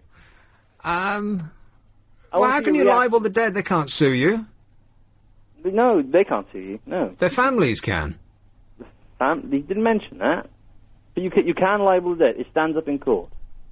Is that a fact? It is. Huh. Because Ofcom have changed all their rules recently, apparently. Oh, no. I was shocked by everything I've only just learnt the last set. That's why everyone can swear now on the radio. No, they can't. Only if you work at the BBC can you swear on the radio. No, this is Ofcom. They're in charge of the BBC. I don't care. I'm telling you, only if you work at the BBC can you swear on the radio. Anyone that swears on commercial radio, and whatever Ofcom say, it doesn't make the slightest bit of difference. If you swear on commercial radio, you will be fired. By your boss, probably. Yeah. Yes. Well, he said well, you won't get you won't get trouble with them then for that one. But the BBC don't care, because what are the Ofcom... They're not going to fine the BBC, because that's like fining us. It's our money. Well, we had a guy from Ofcom and from BBC, these two different things are merging into one. Right. Yeah, but it doesn't make the slightest bit of difference. I mean, you can fine a commercial organisation, because that will hit them in the shareholders' pockets. But you fine the BBC, that's like fining the public. BBC needs the BBC will just laugh at that, because it's not coming out of their money, is it? What a horrible, vile place the BBC is, by the way. Well, are they? Well, not the people, although I could say some things about them, but you go in, they always ask for more money for the licence fee. You go in and see what they waste their money on, like plasma screens everywhere and lovely new desks for everything. I'm thinking... Well, that's true enough. If you go into their headquarters in the top of Regent Street, it is pretty lavish in there, you have to say. They're throwing money around. What's their latest request? 12% above inflation or something? Well, all that's just talk. They know they're not going to get that, but it's like you go into negotiations with your... it's like when your agent goes in to the boss and he says, right, well, of course, we won't be continuing with our programme unless we get 100% pay rise. Is that what your agent does? No, I haven't got an agent. Oh. And he's not after 100% pay rise, he's after 10%. But if you shoot high, then you get low. You see, if you shoot low, then you don't get anything at all, like me. Oh, I'm sure you're well off, mate. Yeah, right. Living in London, you must be. No, living in London, I mustn't be.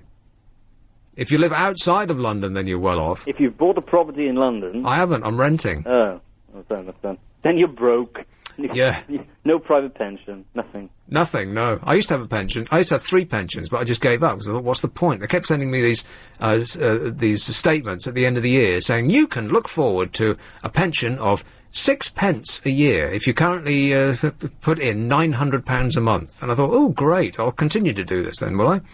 No, I just stopped them all. Well, I heard a financial expert on the radio a couple of weeks ago. Oh, no, not a financial expert. If you have less than £35,000 savings or assets or something like that, then don't bother, because the state will sort you out with at least 35 grand. If I have to live on the state's pension when I get to be decrepit, then I think I'm going to... vomit. No, I won't be able to afford to eat, so vomiting will be out of the question. Bile. Yeah, I'll be upset. Yeah. There you are. Upset, I'll be. Anyway, I'm glad you spoke about this job thing. It was me you had the conversation with, by the way. I know. I did remember that. Can you believe it? Your memory, I've noticed recently your memory's improved quite a lot, actually. Well, it's my memory's good with certain things. Like, if you ask me what the 3rd track on the 2nd side of the vinyl edition of Physical Graffiti by Led Zeppelin is, I'll be able to answer that question. But if you ask me what I did... Is there no truth, no beauty? What? I made it up. But if I do, if you ask me what I did last weekend, I won't have any idea. You had a barbecue? Oh, 2 weeks ago. Was it last weekend? Like your stalker. It is 2 weeks ago, yeah. Well, because I'm thinking of going to the law. The law? The law. That's for the money. And the job security. Although, once you're a trainee, you can't actually get a job as a solicitor anymore. Notice that. Tons of law students on dole or just working in anything else. Yeah, you know, all these organisations, these professions that you thought were a guaranteed job for life, like being a doctor, for instance. I've got a doctor friend who said that, and only a few years ago he's saying, basically, you can't get fired. Well, there'll always be a job. I could take a year out, go to Australia, and they'll still be begging me to return when I come back. And now he's saying they're firing everyone. I might not have a job next year. All these, the medical students that are coming in, they can't get jobs. Everyone's just sitting around twiddling their thumbs. And the only people that will actually have any jobs after a while in the medical profession will be repetitive strain injury people who are treating people with repetitive thumb injuries. Well, I don't get why they're making old people carry on in work. I mean... As young people who have to live, we can't get jobs. Although I'm still a student. Yeah, but that's ridiculous. You see, the society's totally turned around. If you go back to more civilized times, and if you go abroad to more civilized societies, age and knowledge is revered. In this country, anybody who's got a line on their face, they're brushed aside as though they're waste product. Yeah, you can work. I don't mind working, but work to the age of 70. I mean, come on. Well, and you see, you say that now, at the youthful age you are right now, but you come to 65, and 70 won't seem that old. You'll go to 70, and you'll think, you know what, I feel exactly the same as I did when I was 20. It's just that, the brain is willing, but the parts aren't rising to the occasion anymore. I'm 21 now, and I can't wait to retire. I don't want to go to work. No, you don't mean retire. You just mean you don't want to go to work. I don't want to go to work. Right. If I can avoid it, we will. People who say, oh, I love work, they're lying swine. Well, no, it's the people that are successful that are the ones that love work. They can't stop. Like Richard Branson. In a drunken moment, I asked Richard Branson, I said, why do you keep doing this? What's the point? How much can you possibly earn? I mean, what are you going to do with all the money anyway? I was really drunk at the time. I'm not sure that he was. Does he drink? I don't know. I was so pie-eyed, I was just buttonholing him. And people in the restaurant were going, because he was like flitting between tables. It was one of these, an industry thing from one of his companies that I used to work for. And he would go around the tables, hello, Richard here, how are you doing, sort of thing. And people would be slack-jawed with amazement that the bloke off the telly had made an appearance and was wafting among them. You like him a fiver. And he parked himself and he just sort of flipped from table to table. He doesn't spend very much time because he's Richard Branson. Time is money. And he sat down next to me, and I was became friends. Something like that. And people were nudging each other. After about 20 minutes, they would, what's he talking to him about? And they were thinking, he's going to get us all fired. And on I was talking to him. I wish I could remember what it was that we talked about, because you'd think that he would, a man of his calibre would have imparted some knowledge that would help me on my merry way. But I've got no idea what he said. Only the fact that I was, the one question that I asked was, that I can remember was, why are you still doing it? Which is pretty impertinent, really. And the reason that he's still doing it, I'll guess, is because it's the doing it that's the thing. It's not the money. Money's irrelevant to people like him. It's the excitement of doing it, getting another deal, going in there and doing unto others and coming out a winner. You know, that's what it's all about to them.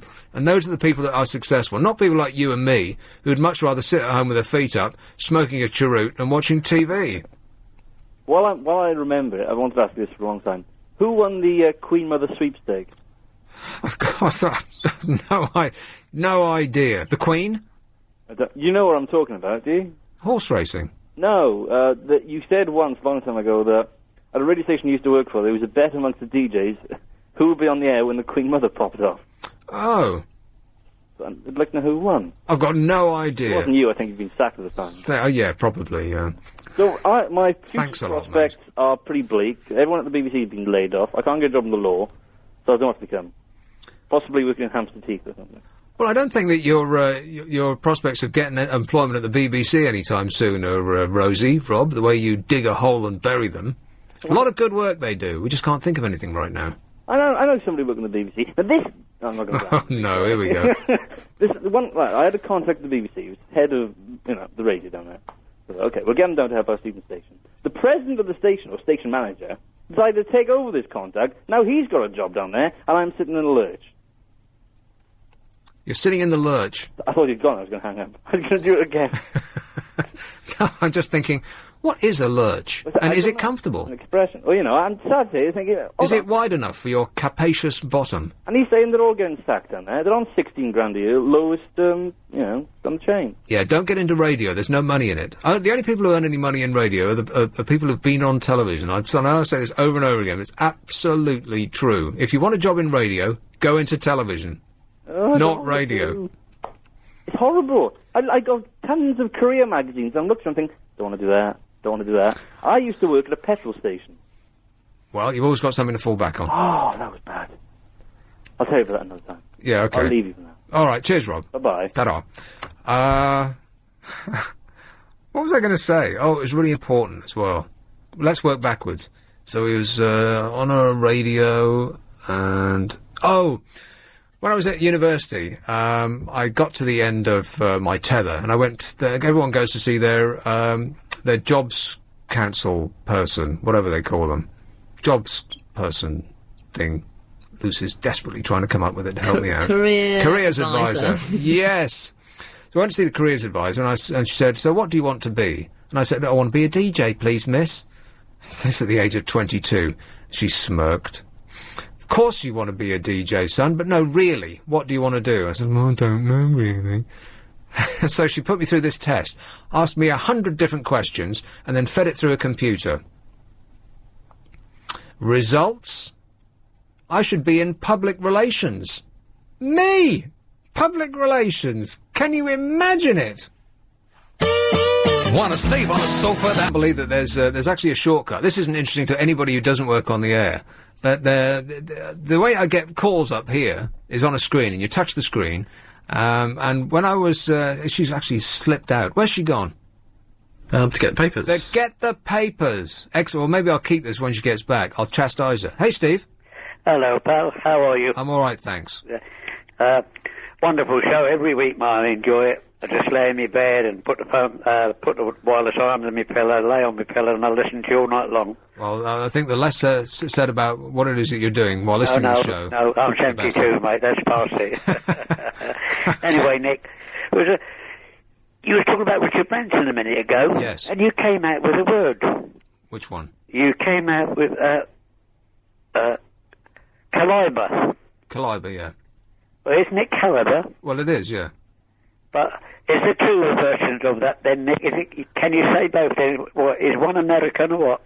No, it's just, in my mind, it's a comical way of saying caliber. Oh, I've got it. Well done, my friend. Now, there's two words. I wish I hadn't bothered now. Never mind. There's two words, Nick. Two words I want. See if you got the wisdom to work it out. The only words are two words that end in M-T. M for mother, T for Tommy. All right, lay them on me, Steve, before you pass away. Go on. Hey, do you know them? Pass out. Yes, The end in MT? Yep. Preempt. Oh, no, that's MPT, isn't it? Empt. Lucy knows them, I told Lucy. There's only 2 words that end in MT. Yes. In the English language, there's only 2 words that end in MT. Correct. Charles Brandreth come out with these words, and I've always remembered. No, not him. Don't you like him? Charles Brandreth? Yeah. What's to like? Come on, seriously, what's to like about Charles Brandreth? Well, I think he's quite brainy. Brainy? Yeah. Okay, that's 1. No, I like that as well. 2 words in the English language that end in MT. Correct. Lucy, is this correct? There's only 2 words in the English language that end in MT. Well, that's what Steve told me. No, it's quite true, Lucy. I'm sure. Shall I do some searches on it? Well, give us a clue. What do they start? What letter does they start with? Do they start with? D. D. And the other one starts with U. U? Yep. And how many letters? D. 1, 6. D. And the other one must be 8. D is 6. And the other one's 8. 1, 2, 3, 4, 5, 6, 7, 8. You want a clue? Well, one's dreamt. Correct. So what's the other one? Beginning with U. U. 8 letters. 1, 2, 3, 4, 5, 6, 7, 8. U.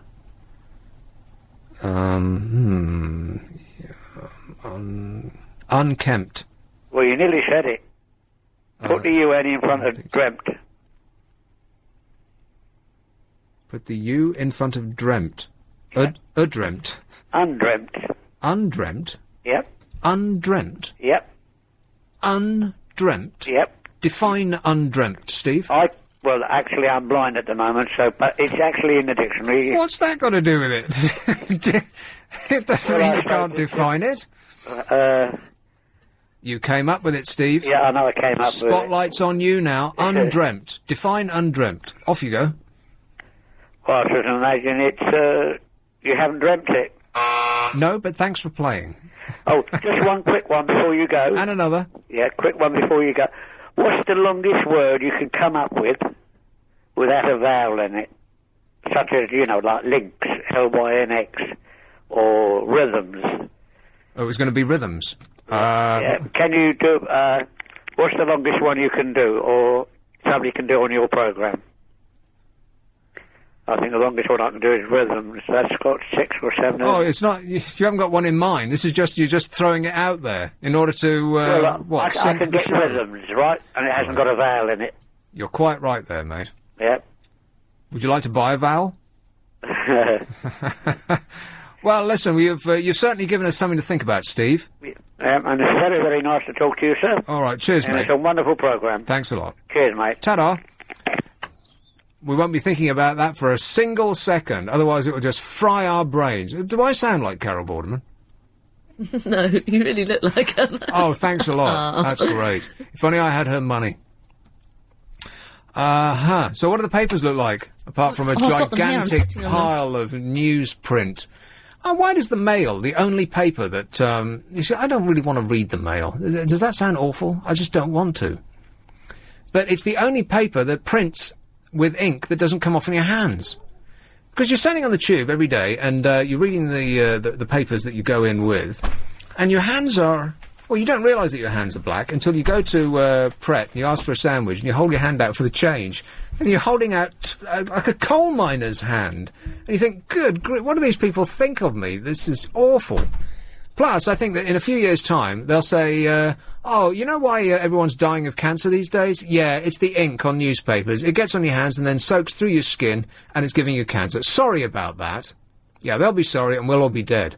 And the other thing is, the stuff that you slather on the most sensitive part of your body every single day, deodorant, slathering it on underneath your armpits, which, your armpits are very, they're thin-skinned, am I right?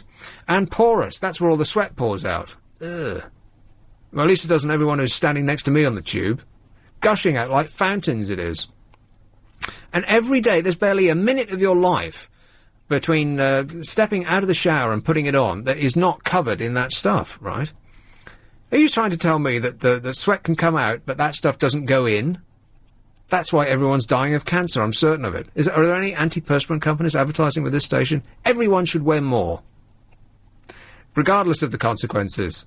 So it's the ink coming off newspapers and the anti-sweat and smell stuff that you slather all over yourself. I'm sure that's what's killing us, because something is. You know what you need? What? My insurance policy. Yeah, right. Give me his number. I'll give him all of my details. Here's Crouch End. Hello, Jay. Hello. Jay. Hello, you knew me, did you? Fancy that was right. Okay, I was thinking about the Oh, have you not gone through Lucy? No, I came. Oh, that's okay. no. Okay, about the longest word. We talked about the longest word without a vowel. Maybe I should get you to go through Lucy first. No, no, sir, that's fine. No. All right then. Oh, listen, he obviously knows. You obviously know me anyway. Yeah, we know all about you. Okay, well, yeah, I've run before. I'm on your files. Now, the thing about the longest job... We've got detailed files. That's right. I use it on my nails every day, yeah. Oh, no, he's got material. No. I think that we should have you go through Lucy. Where's the quality control in this programme, Luce? Okay, well, no, I was going to help... Seriously falling down on the job. Jay, back to you. Okay. Well, there are two things I can help with, right? Now, where's it saying the longest, your caller saying that the longest word without a vowel? Yeah. Well, actually, the ones examples he gave weren't examples without a vowel because he hasn't actually got the definition of a vowel correctly. The actual definition of a vowel, I think you'll find, if you look at a dictionary, you'll find it doesn't agree with the definition of a vowel. Because the definition of a vowel is it's either a type of sound which can represent a syllable, or it's any letter which can represent such a sound. I think you'll find if you check in a dictionary. A? Yeah. E. Yes. So if anything which can represent anything which can constitute sound which can constitute a syllable is a vowel. Oh. So R, E, I, O, U. You sure about this? A. Yeah. Well, if you could check in the dictionary, yeah. All right, web definition for a vowel. Here you go. Click it loose. A speech sound made with the vocal tract open. A letter of the alphabet standing for a spoken vowel. A term in general use in phonetics. Anyway, it's A-E-I-O-U. Yeah, but why could? But doesn't what? Yes, but are you talking about the sounds or the letters? I think for the purpose of this, which isn't going to go very much further, or I'll kill myself. A-E-I-O-U. That's what we're doing. Well, I think Y can be a vowel as well. No, it can't. Well, according to the dictionary, but the definition you just rang out doesn't Y agree with the definition of it? No, it does not. not. I can prove to you that those can't be the only vowels. I bet you can't. Well, what about this argument then? There are some languages which don't have alphabets, like Chinese. Yeah. Chinese, despite the fact it doesn't have an alphabet, it still has vowels, doesn't it? So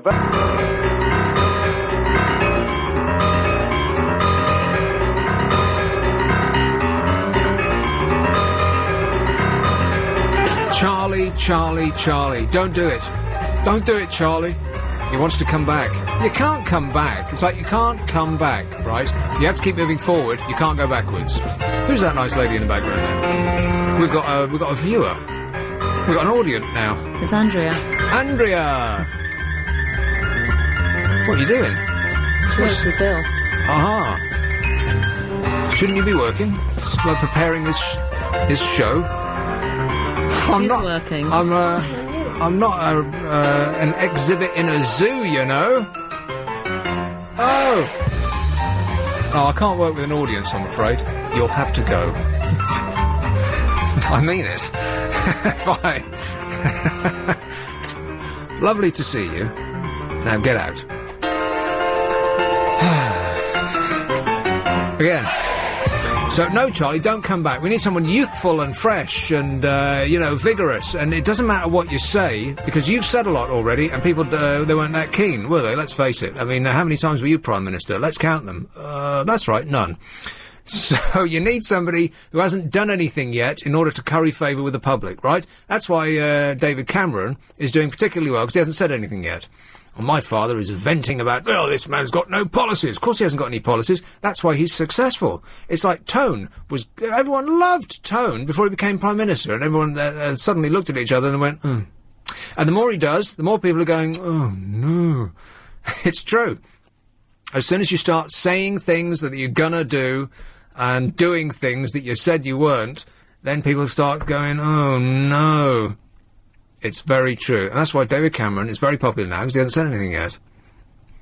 And that's what you want. If you want to be successful, you have to have... the key to success in politics is to go on Richard and Judy, drop your vowels, throw a few glottal stops in there, make out like you're a decent bloke, talk down to... not talk down to them, but pretend that you're down at that level. And then people love it. Oh, is that nice man off the telly, they'll say.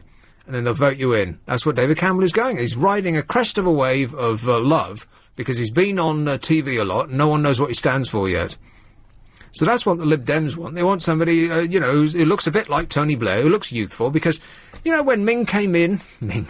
I mean, how can you take anyone seriously who's called Ming? I mean, Ming the Merciless, he was in that Flash Gordon movie. That's just silly. I'm going to call him Menzies. When Menzies came in... But now he sounds like a sweet shop. He can't win, can he? That bloke, when he came in, everyone was like, oh, he's so old. Old he is. He's what, 50, 60 or something? I mean, he's not 80, he's not 70. He has wisdom and experience behind him. People should be celebrating that. He's not going to run off and do something stupid. Yeah. Well, it's less likely that an older person with wisdom and experience will run off and do something stupid like a teenager would do. And you become less unpredictable the older you get. And so that's why age is revered in other societies. It used to be revered in ours. Now people want to knock old people over in the street just for amusement's sake because they're old. We just want to be rid of them. We want to stick them on your proverbial ice floe and kick them off into the sea. Just when you get old, when you're not sexually attractive anymore, and you're not interested in buying hipsters. In fact, you couldn't get into them. The moment you can't get into a pair of fashionable jeans, people want you to die. Don't in this country, don't they? We hate old people as a nation almost as much as we hate animals. Isn't that shocking? One of my animals died this week. Which one? One of my goldfish. Oh, no. What was it called? Ali. Ali? Yeah, he was a bit of a fighter. Are you saying, is that a Liverpool thing? You're saying our Lee? No. Or Ali? Ali. Spell? A-L-I. Ali? Well, I say Ali. You say Ali, you say Ali, I say Ali. Ali. Let's call the whole thing off. Oh! Ali sounds too girly to me. And Ali was a boy. Ali? Yeah. As in Mohammed? Yeah, because he was a bit of a fighter in the fish tank. He used to beat them all up, and he was the strongest. Oh, no, what are you saying? And he was the strongest, and then he died. No, don't say any more. What? You call him Ali because he was a fighter? Yeah. You're cross with me for saying that. Well, not me. Lots of people at home are picking up their phone right now. He's a fish. Right. Not anymore. Well, He's no, an not anymore. fish. I saw his last He has breath. ceased to be. He did that awful last bubble came out. Oh, it was horrible. Were you squeezing him at the time? No, I just watched him while I was trying to clean the tank and do some stuff because they all have velvet. What? Well, they get this disease called velvet. It's when the balance of the tank is slightly That's the wrong. nicest sounding disease I ever heard. Oh, it's I'd like horrible. that. No, is it? It coats all their fins and it stops them in a being crispy able to- batter? No, it's slime as well. So it coats all their fins and then they can't breathe properly. So I'm they calling just the RSPCA. I mean, what are you doing with these poor things? The rest are okay. It's a bit sad that we'd had him for 2 years as well. Right. He was nice. Well, he had a happy life, swimming around and around and around and around. It's quite a big tank. How big? As big as the sea? No. But cold water fish don't live in the sea. All right, but they can go wherever they like birds, can't they? They can swim their little swim to wherever they want to go. But Yeah. in a tank, it's like... But the birds can't eat these ones. Huh? Well, birds often swoop down and eat fish, don't they? Pelicans and... What has that got to do with it? No, I'm saying Well, they're that... protected fish that I have. aren't they? Well, not very well protected. You're killing them. Well, only they one. want protecting from you. Oh, dear. Oh, you make me sound like an animal killer now. You are. I'm kind to killing animals. Yeah, right. Up until the point at which you execute them.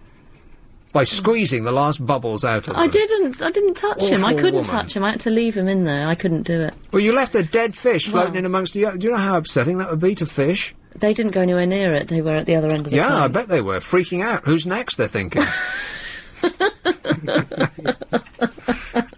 I shouldn't told you now. Here's Eltham. Hello, Jenny. Bye. Jenny. Hello, Jenny. Hi. Jenny. How are you? I'm all right, thanks. Good. What's up? Cool. Yesterday, we saw a ghost. Oh, no. No. I've got 50 minutes of the show to go, and you want to talk about ghosts now? You realise that I'm only going to get calls about ghosts? I'm sorry, I'm really sorry, but... Yesterday, you saw a ghost. Yes, a big white ghost. Anybody believe that? No. No. No takers here. No, seriously. I was in the woods with my friend Aoife. With your friend who? Aoife. Who are you getting... it sounds like you're getting egged on by someone there. Who is that? I'm here. She's here. Huh? My friend Aoife's here right now with me. Ether? Aoife, like, not the drug. Ether? It's an Irish name. Spell it. A-O-I-F-E, like Aoife, but it's actually... Oh, Struth, talk about words with no vowels. A-O-I-F-E? A-O-I-F-E? Yeah. No such name exists. Look it up on Google. Yeah. Aoife. Right. You can call her if you wish. So, you and Whiffy were in the woods, yes. We were in the woods. Minding your own affairs. Friends. And they kind of left us for a while, and there was like a cold chill in the air. It was actually rather scary, rather frightening. Okay, and we saw it was like a bike, and There was a man riding a bike, and he was all in white, but he was like see-through. Right. And at the It time, was David Campbell. Totally see-through. No polishes at all. Sorry? Go on. And we chased after him. I bet you did. And then we just like couldn't find him when he turned around the corner. He was gone. Right. Like a puff of magic puff. Yeah. Well, I think Whiffy is not the only thing that stinks about this story. But thanks a lot, dear. Oh, not happy. Stunned by my reaction. She was expecting more.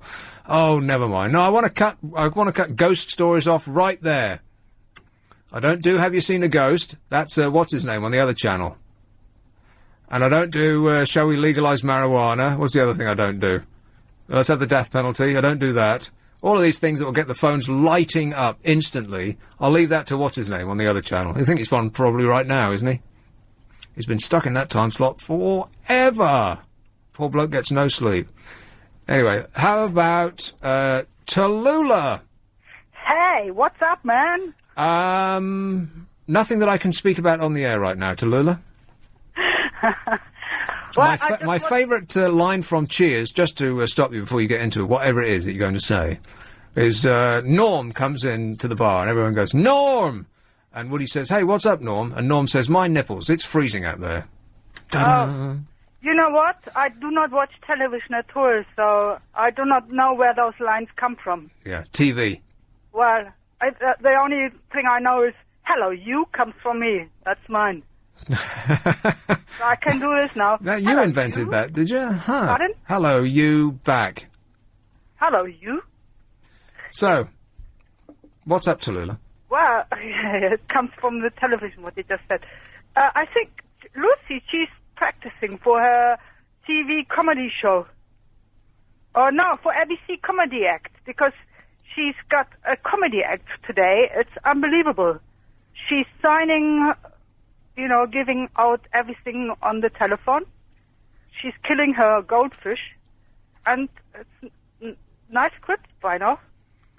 She's completely lost the plot, yeah. And I'm losing the will to live. But you know what? I actually cancelled my landline just because of those guys. You cancelled your landline?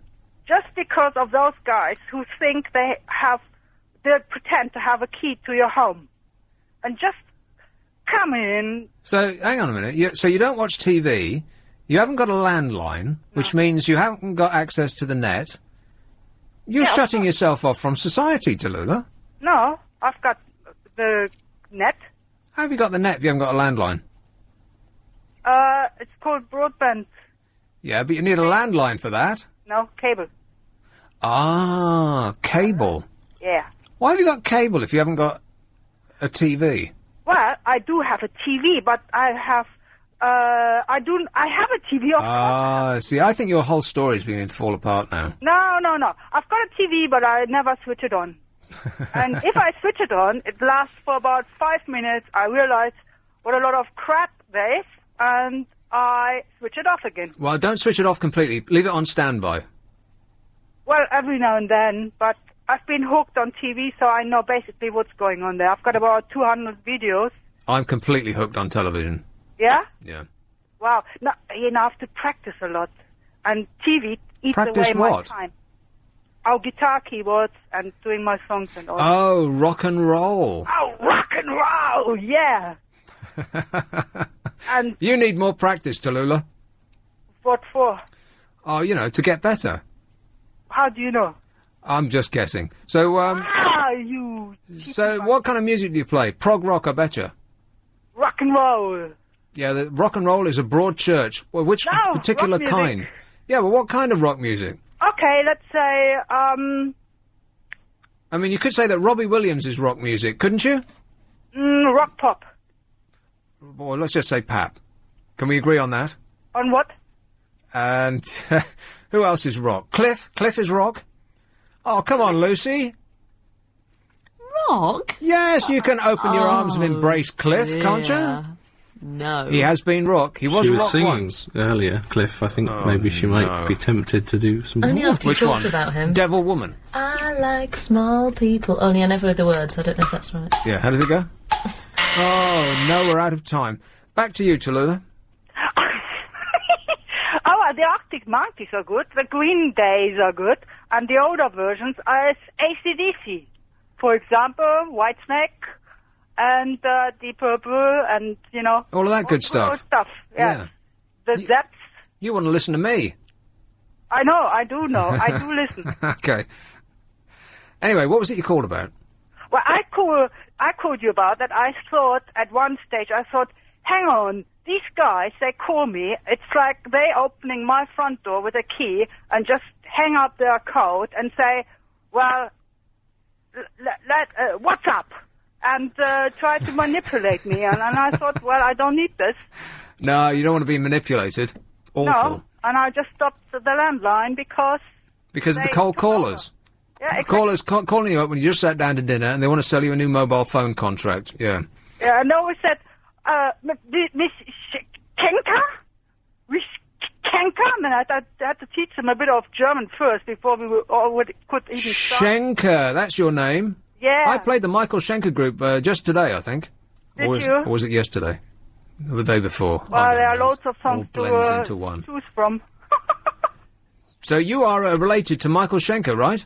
Michael Schenker is my big brother, who's a very naughty boy in the moment. Is he? Oh, yeah. Oh, well, get the hot rock and roll news first. Michael Schenker is a naughty boy because? He stole an idea from me. Oh, no, this is going to be a court case that will run forever. Not even the Paul McCartney case is going to run as long as this one will. What idea? Don't tell us. Do tell us. Well, I invented the name Schenker's sister, and 6 weeks later, since I announced it on a Japanese website, an American guitar company brought out a model called Schenker Brothers. And they had about 25 years to think about this. Right, so in other words, nothing like what you said, but not remotely similar to Schenker's sister. Oh, Schenker... yeah, definite. A very simple, Very same fantastic thing. idea. Right. Yeah. So you want, what, million, 2 million? 100 million pounds compensation. Well, you see, that's now going too far, because I have to ask my lawyer. You want a flying V guitar, Hey, well, we're coming now in the right direction. a bath full of tequila and a goat. I want exactly something like this. You want a big bowl of Smarties with all of the green ones taken out, am I right? Yeah. Yeah. So, something like this. But Okay, well, listen, Tallulah, you keep going on with your bad self, all right? I will. Say rock and roll one more time. Rock and roll! Out of her mind. Immediately, otherwise it'll come back to haunt me, probably on Monday, when everyone gets back into the office. The phone will be ringing. Excuse me. Are you the ex-presenter on LBC? I didn't mean to do that in the ads. The mouse was over this thing here, and I accidentally hit the mouse as I was going for this script. But it fit perfectly. But I wasn't personally endorsing that product, because I can't remember what it was. It was Steve Allen. Oh, well, I am endorsing it exactly. then. It wasn't, right. Well, it wasn't your No, well, you see, the one next to it is... And if it had been that, if it had just been hovering over that, then I wouldn't be speaking to you right now. Armed men would have rushed up from security and be wresting me off the air. Lucy would have taken over the show. But how fortunate that it was, huh? Great. I mean, it could have been, which would have been totally inappropriate. Unless it is. Is it? I believe not. Right, okay.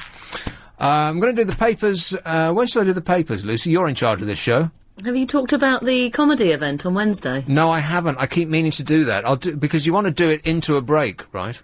Well, you can do it whenever you like. There's no rules with that. There's no rules here. Right. Don't miss the last LBC 90... Now it sounds like I'm reading it. It does. Come on, do it more naturally.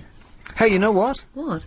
There's something that's going to be happening next Wednesday. That's August. Can you believe it's August already? August the 2nd. Isn't that incredible? I can't believe it. Well, are you doing anything next Wednesday?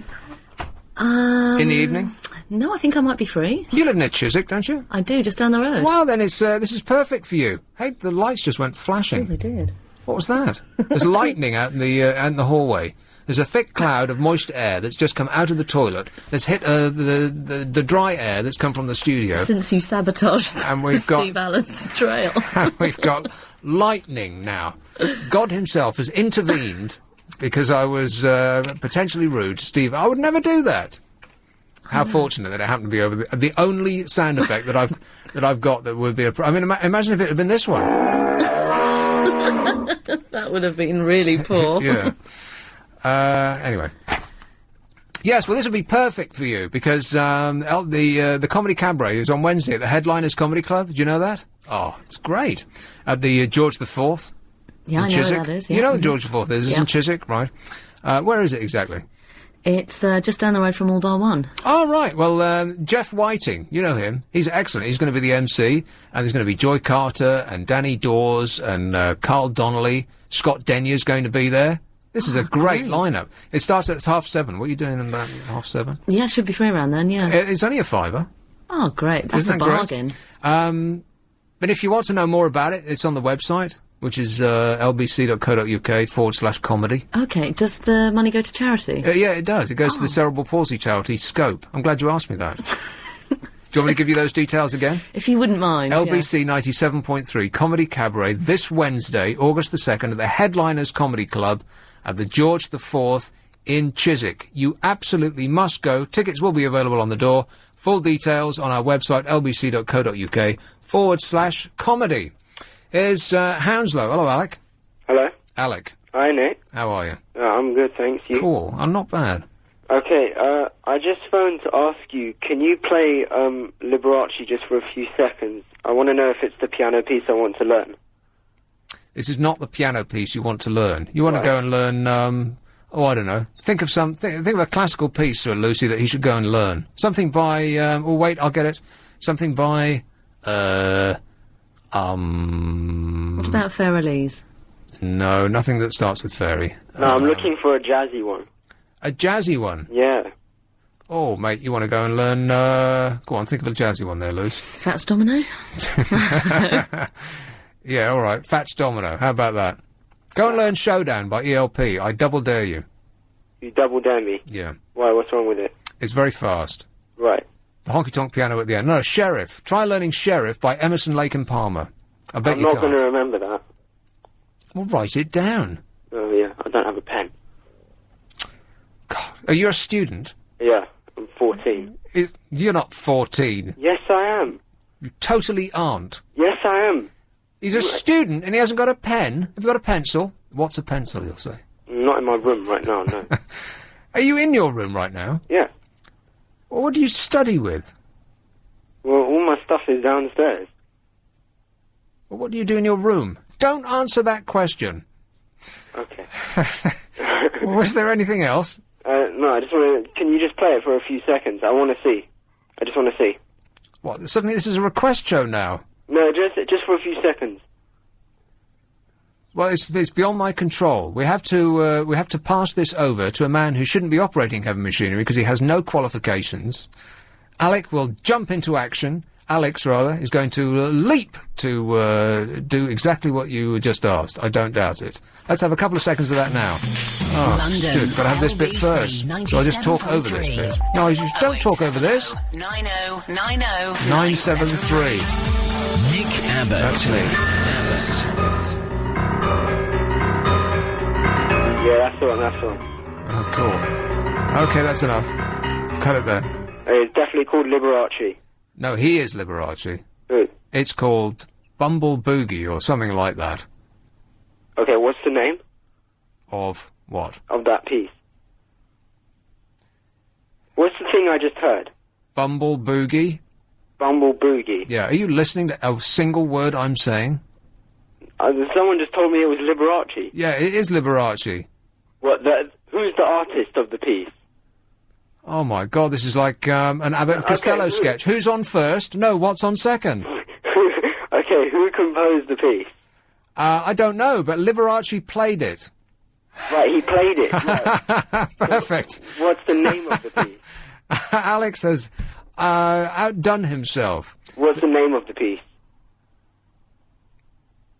Hello? Bumble Boogie. Bumble Boogie. Okay, fine. Ask me who it's by.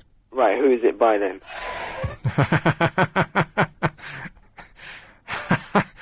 Alec, I'm going to take you off the air. You'll give me you'll give me your address, and I'll come over and kill you after the show. All right? Okay, that sounds nice. Thanks a lot, mate. Okay. Say goodbye. Bye. Oh. Hey, Lucy. Yes? Who wrote that piece? Oh, I don't know. Was it the Bumblebee? Who was it by? Liberace. Yeah, but what was it called? The Bumblebee. And who's on first? You. Say what? What? No, what's on second? I'm asking who's on first. Lots of people have made money from property. Okay. The papers. The front page of The Independent. This is all your Sunday morning's papers. I'll read them so you don't have to. The Independent. Britain's sperm crisis. They always go out on a limb, all their own, and no other paper carries anything that The Independent has on their front page, like ever. I'm sure that they wait until they all of the other papers hit the stands, and then they say, right, what can we do that's just so left field that people are going to go like, what? Britain's sperm crisis takes up almost the whole of the front page that's not covered by Madonna and a whip. Call for change in law to encourage more men to volunteer. Thousands of women seeking fertility treatment face remaining childless because of an acute shortage of sperm. There's lots of things that I could say right now. But you're not going Some to. of which are pretty funny, if I say so myself, but I'll just err on the side of caution. Even though it is 12:30, I'm not doing a children's breakfast show, so I better not say anything that's rude, Not too rude. No. If it's funny, though, really funny, you right. could maybe get away with it. Shall I go back to it? No, I No. won't. I'll just enjoy it as a little private joke. Okay. Me and the 14-year-old boy that just called in. Machine to detect port illegals is working weekdays only. This is on the front page of the Sunday Telegraph. A machine that detects the heartbeats of people hiding in UK-bound lorries. You've seen those pictures, right? That, they drive a lorry through a machine, and it can see people inside the lorry to stop illegals coming in. Well, they're switching it off at night and at the weekends. Even when it's working, even when it's actually operating, it doesn't work properly because more than 2 years after it was installed, the Home Office is still not... Oh, this is great. This is priceless. This whole country is falling apart and all of our politicians have gone on holiday for 2.5 months. Can you believe it? Even when the £40 million machine is operating, it does not work properly because more than 2 years after it was installed at the behest of the British government, the Home Office has still not paid the bill and the supplier refuses to carry out vital upgrades until it does. Cost us 40 million quid. It doesn't work. And even if it did, they're switching it off at night and at the weekends when most of them would come through anyway. So that's excellent. We're really getting things done, aren't we? They're taking a 2.5 month break because of a job well done. They looked at the country and think, well, everything's sorted. We can swan off till the first week in October. Can you believe it? That's just incredible. The people who are... It's not like they're running a business. Because if you were running a business, would you take 2.5 months off? Even if it was a corner shop. A week, you'd think, would be maximum. Like a long weekend. You'd think twice about closing at Christmas, right? I mean, the guy that cuts my hair, he never goes on holiday. Because if he goes on holiday, he's not earning anything, right? People who are on the air... in radio stations, they don't want to ever go on holiday, but that's for a different reason. Because you go on holiday, you don't come back. That's true enough. You never want to go on holiday in show business because there's always somebody waiting to pounce. Because in show business, there's never any extra jobs. If you want to get ahead, someone has to get fired. But anyway, that's got nothing to do with what I was talking about. If you're running a business, you don't take a holiday. You're up at 6 o'clock in the morning, at your desk at 7, and you're still at your desk at 10 o'clock at night. Busy all the time, running your business. These people are running the country. This is one of the biggest economies in the whole wide world. We must be the 5th richest nation on the planet. And they've taken a holiday till October. I mean, that's just comical. That's laugh out loud funny, that is. They say, oh, well, everything's done. It's all sorted. The NHS, the police, crime and punishment, all of that's completely sorted. Bye. But would you object to them actually having some, like each individual having some holiday at some point in the year? Because I think that would be okay if they staggered it. You know, like normal people do in work. You take your holiday at some time to fit in with somebody else taking theirs, and... Yes, that does make sense. Not all of them going away at the same time. And you've always got someone covering something. Would make more sense. Yeah, it would, yeah. Because what's going to... I mean... because if anything happens, do you think that there's some flunky in the Home Office is going to want to call Tone? They're not going to want a busy Tone, are they? They're going to just say, oh, well, we'll leave it. Well, I presume he's still on call. Yeah, but no one wants to call him. It's like a consultant in the hospital. A junior doctor is presented with some problem. They've got no idea how to fix it. But the consultant is a scary bloke who shouts a lot. And so they don't want to call him at 12:30 on a Sunday night. They'll just muddle through. Because if they call him and it's a problem that they should have known the answer to, he'll be screaming at them. And he'll prevent them from getting ahead in their career. And they might as well be just scrubbing toilets. So they won't call the consultant because they know that they'll probably there's probably something that they should know, and so they won't bother because it's frightening, right? That's one of the frightening things about going into the NHS or any hospital environment is because you'll mostly, if it's out of hours, be dealt with by somebody who shouldn't be dealing with you. They don't really know what they're doing. They've been in the job for 6 weeks. They've only just had their coat fitted. They've got a name badge, but that's it. No experience. And the person who does have an experience has said, well, here's my number, but the way he said it, implicitly, it was, don't call me. Ever. Doesn't matter what's happening, don't call me. And so that's why when you go into the hospital late at night, you're treated by a teenager. Because he won't call the bloke who will look at you over half-moon glasses. And that's what you want. Some bloke in spectacles. Anyway, talking about holidays, front page of the Sunday Times. Blair sings along to Cliff's summer holiday. Tony Blair is under pressure to account for his conduct after it emerged that he singled out Sir Cliff Richard's campaign to change copyright laws as a priority for reform. Cliff, who has given Blair and his family free use of his £3 million Barbados villa for the past 3 years, has been lobbying the government to extend the period for which he can earn royalties on his work from the current 50 years. He's that old. Huh. And Tone's thinking, yeah, that's absolutely what should be a priority. Never mind that there's people stabbing each other in the street, and we can't do anything about that at all. The NHS is falling apart, lights are being switched off in Essex, power is being cut in Soho, but we want to make Cliff richer. That's what we should be concentrating on. Oh, God, it just defies the imagination, doesn't it? Here's the Mail. What are they upset about? Immigration. That's a surprise. You know, I did find it comical, and I thought that it was. I know I said it myself, but I did find it amusing. I chuckled for a long time afterwards. Remember the Daily Mail was giving away a CD of a famous British rock band, and it splashed the name on the front page.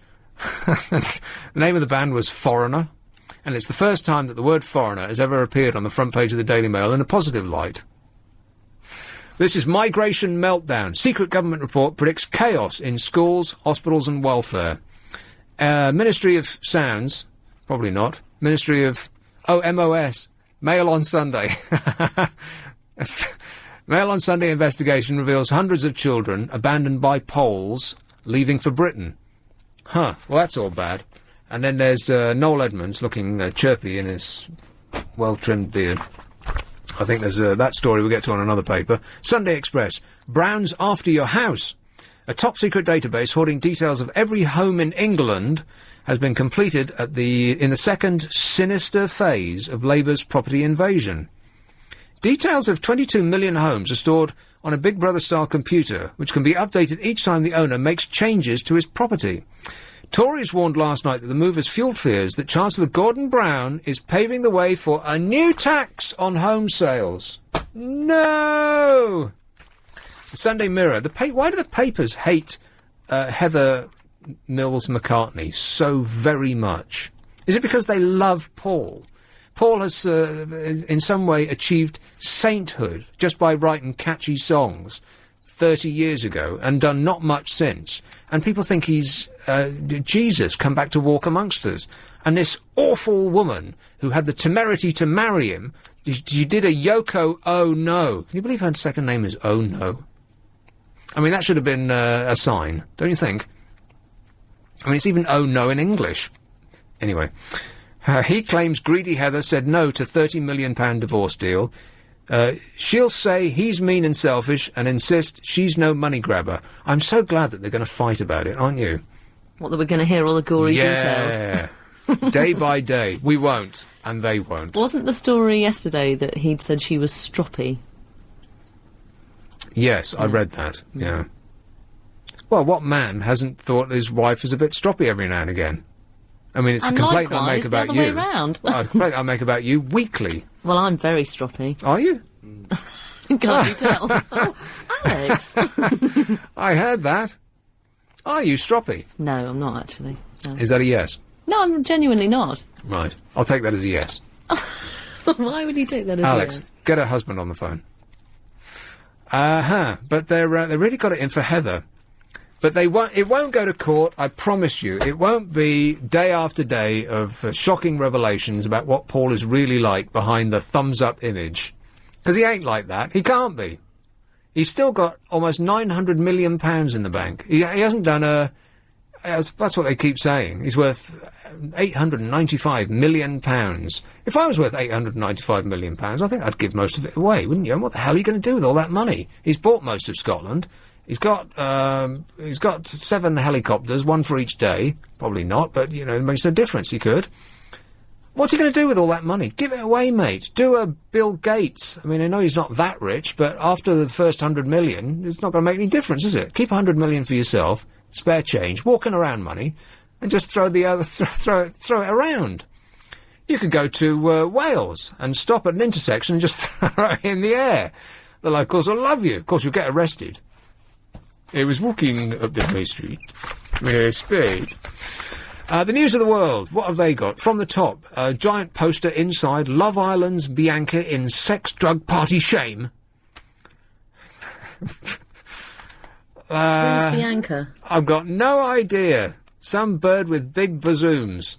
Pages 4 and 5, plus a reality pullout. I bet it is. Love Island. Have you watched that show? I flicked it on a couple of times. Did you? Just to see. I only really saw, Sophie Anderson was the only one I recognised. Was there any loving? No, not really. There was lots of crying and cool. sort of bickering, and it just looked a bit dull, really. Yeah. Lampard, My Story. And Frank Lampard, on the front cover of his book, looks like, from the eyes up, he looks like a lady, and from the nose down, he looks like a bloke. Because he's got this sort of scruffy beard thing going on, but it looks like he's got his eyes made up, like a supermodel. Looks like he's got mascara on and... Is it a proper shoot, though? Oh, yeah, it's on the front page of his book. It probably is, then. But he looks like... He's just come out of the makeup... Oh, he probably has come out of the makeup's chair, because I've had that. You get your photograph taken, they plaster enough... Well, they took one look at me, and they got a trowel out. You know the implement they used to lay bricks? He put away his brushes, and thought, oh, God, I'm going to need some help here. How I wept over orgy, says Frank. World Cup, the truth. Where is the truth? You lost, mate. You were rubbish. Totally rubbish. From start to finish. You couldn't even kick a ball. Presented with a net wide enough to park a boat in, he missed it by about 6 miles. I could have hit that better than he did. Anyway. And the rest of the front page of the News of the World is as you would expect. The Peephole, my favourite. Free DVD inside of what looks like absolute rubbish. Have you noticed that they're giving away DVDs of cartoons, of animated features, but they're not Disney animated features or Pixar animated features. They look like they were drawn by a 12-year-old. And they'll have a picture on the front page and you think, why would you buy a paper for a free copy of that? You would have to pay me to take away a free copy of that. Here's that Noel story. Betrayed by TV Noel. My year of love with Star. Tender lover. Always with the details. Tender lover nibbled my toe. Pain at his other women.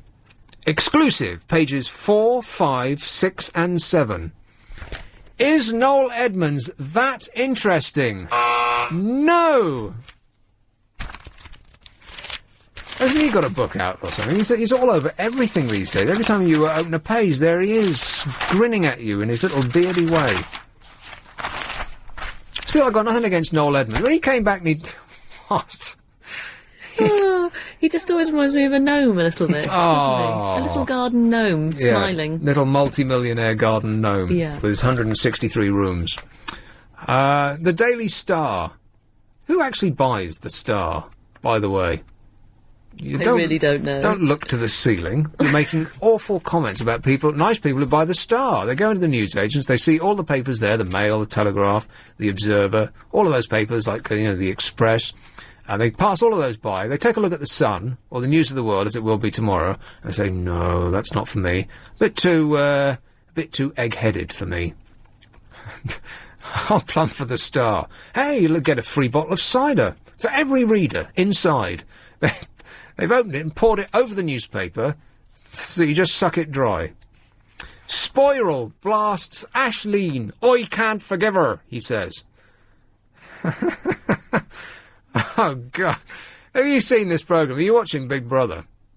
I watch it every now and I again. can't believe that no one is calling this show and speaking about Big Brother. Not one single person. 8 million people in this country, which is practically half of the people that are watching TV at any one time are watching Big Brother, and no one is calling me about it. I can't forgive her, says Spoiral.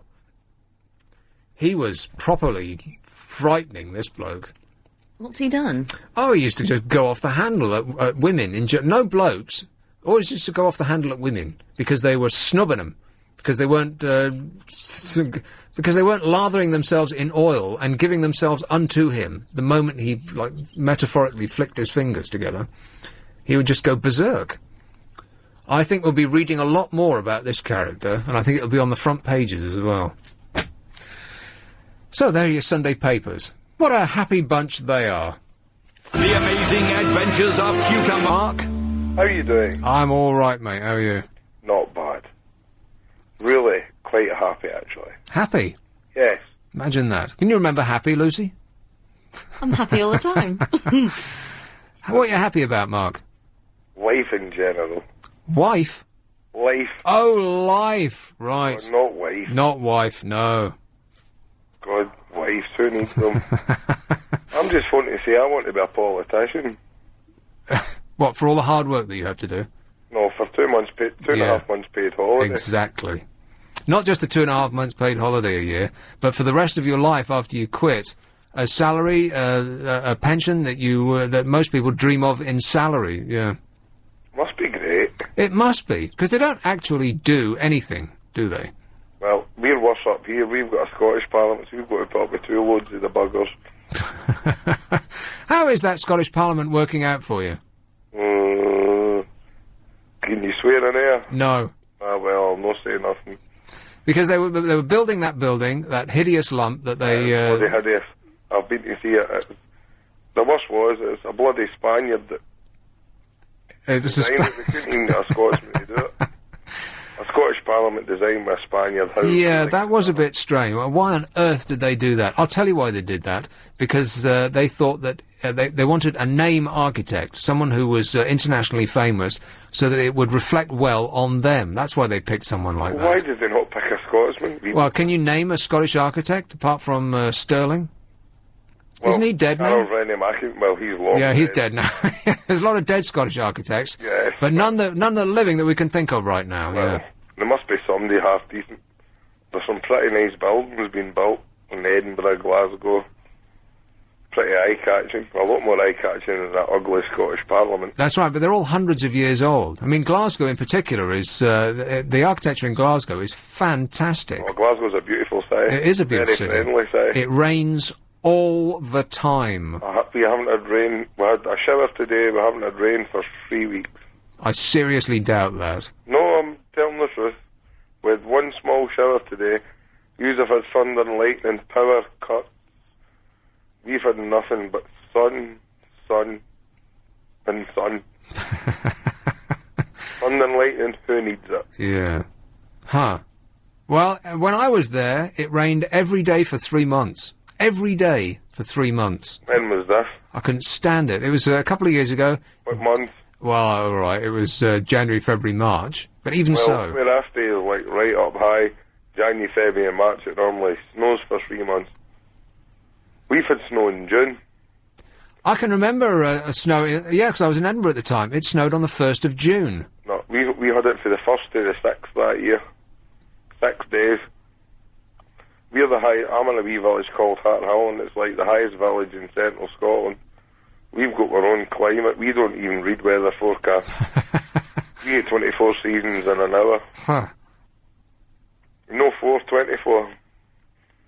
It's been really weird. So, in a small community like that, presumably everyone knows what everyone else is doing. Yes. They all know what they're putting in the midden. Yeah. Well, how do you know I'm in? Because I went to school in Scotland. Oh, did you? Yeah. Where about? In Edinburgh. Oh, no. Oh, I see. He's from near Glasgow. All those Edinburgh people, that's hardly even Scottish, he's thinking. Yes. No, I'm right in the middle. Glasgow people are more friendly. Edinburgh can be a bit snobby. That's what everyone in Glasgow says. Meanwhile, those people in Edinburgh are going, oh, those Glasgow people are so... they're so base, they're saying. Uncouth. Yeah, that's it. And they didn't wash or anything. At least you've still got some of your accent. Yeah, a little bit, yeah. I'm starting to channel Shabazz. Anyway. Shabazz? Yeah, he's one of your own. Don't worry about it. He'll be in the local papers before you know it. No, we've got a good one now. A sex scandal involving one of our members of the Scottish Parliament has run for about 2 weeks. I don't read it like it's pretty sordid, but all the women seem to love it. So listen, when you went to this building, so I'm fascinated about that. Let's skip over that because it might not be true and you'll say something that we shouldn't oughta and then we'll be, put out of business. Yes. But you went to this building that they'd spent £180 billion on and it was 10 years late. 386 million. It was meant to cost 40 million. It cost nearly 400. All right, let's do that right now. 40 million, they said, when the architect came up with the plans, he said, oh, this will be great. It costs you £40 million. Everybody nodded in agreement. I think the latest is 386. Right, so in other words, 10 times as much. I mean, how out can you be? It's like you put an extension on the back of your house and the guy comes around and says, oh yeah, for a conservatory that'll be 10 grand. And he puts it up and he gives you a bill for £100,000. I mean, that's just insane. Anyway. There's taxpayers that have to pay for it. So of course, yeah, we pay and we pay and we pay. I wouldn't mind paying if it was nice looking, but it's a carbuncle. Is it? Well, it's really horrid. Did you go inside? I went in, but did you not see in the news, one of the beams in the roof almost collapsed? Oh, great. So, is this the building that they have little cubby holes that they can sit in the windows? Yes. Insane. And we have a smoking ban here now, and the only place in Scotland you can smoke inside the Scottish Parliament because they've got a smoking room. Okay, now this is an eye on what will be coming down here. So you can't smoke in clubs, pubs, anywhere, right? Bookie shop, fish and chip shop, anywhere. And do you smoke? Yes. And what's your experience of going into pubs now that you can't smoke? It's bloody murder when you're having a pint. It's okay just now with the sun, but everybody's building shelters, you know, but they've got to be 50% open. You're allowed 50% enclosed. So what we try and do is, well, in Harthill you can't really work out what way the wind comes, so it's pretty much a losing battle. But even as a smoker, don't you appreciate going into a bar and it's smoke-free and clean and you can breathe the air and it's a nice, pleasant atmosphere? I've spoken to a lot of non-smokers that say the pub trade's dying, to be honest. Is it? The pubs are really quiet. Oh, rubbish. No, really, I'm in not. Glasgow? Who are you trying to kid? No, I'm not in Glasgow, I'm in a village. I've been in Glasgow, and all you see now is, like, 20 people standing outside. Having a fag? Having a fag. Huh. It's like, nobody goes out and wins, because everybody seems to go communally. See all those people, all those women standing around on Sucky Hall Street, they're not having a fag. No, that's something else entirely. No, they're the good. It's not actually Socky Hall Street, but I know what you're talking about, yes. They're looking for something else that rhymes with fag, but we'll not get into that. Okay, now we're thinking rhymes with fag. Oh, I get you. All right, thanks a lot, Mark, before you drag us down and put us off the air. Cheers, mate. Ta-da. Bye. This is LBC. We need to do the ads. The ads! I was working for a tyre... Here's Lucy with a fascinating fact. Can't I ask you a question with my fact? All right, lay it on me, baby. Okay. Which town in Greater London has more CCTV than New York? Which town? Yeah, or place. Uxbridge? No. Somewhere in Surrey? No. Greater London. More? It's within the M25. Give us a clue. Is it appalling? Is it a revolting place to live? Yes. Are the people really dreadful who live there? Yes. Well, now we can't say where it is. No, I'm you've sure it's not. stymied I'm us. sure it's lovely for some, but it's not probably... North, south, east or west? Oh, south, yeah. Brixton? No, because it's further out. Further out than Brixton? Yeah. Into the sea. Croydon? Yes. Croydon? Yes. Croydon. There's more You know what, CCTVs are great. They don't stop crime. It's just that if you get killed, they'll be able to play the footage on the news. They don't actually have any effect on crime at all. It's just that they'll be able to, put you on a blooper. Great. That'll be your epitaph. A postman was jailed for 9 months for hoarding more than 34,000 items of unopened mail at his home. 34,000. How did he get in the door?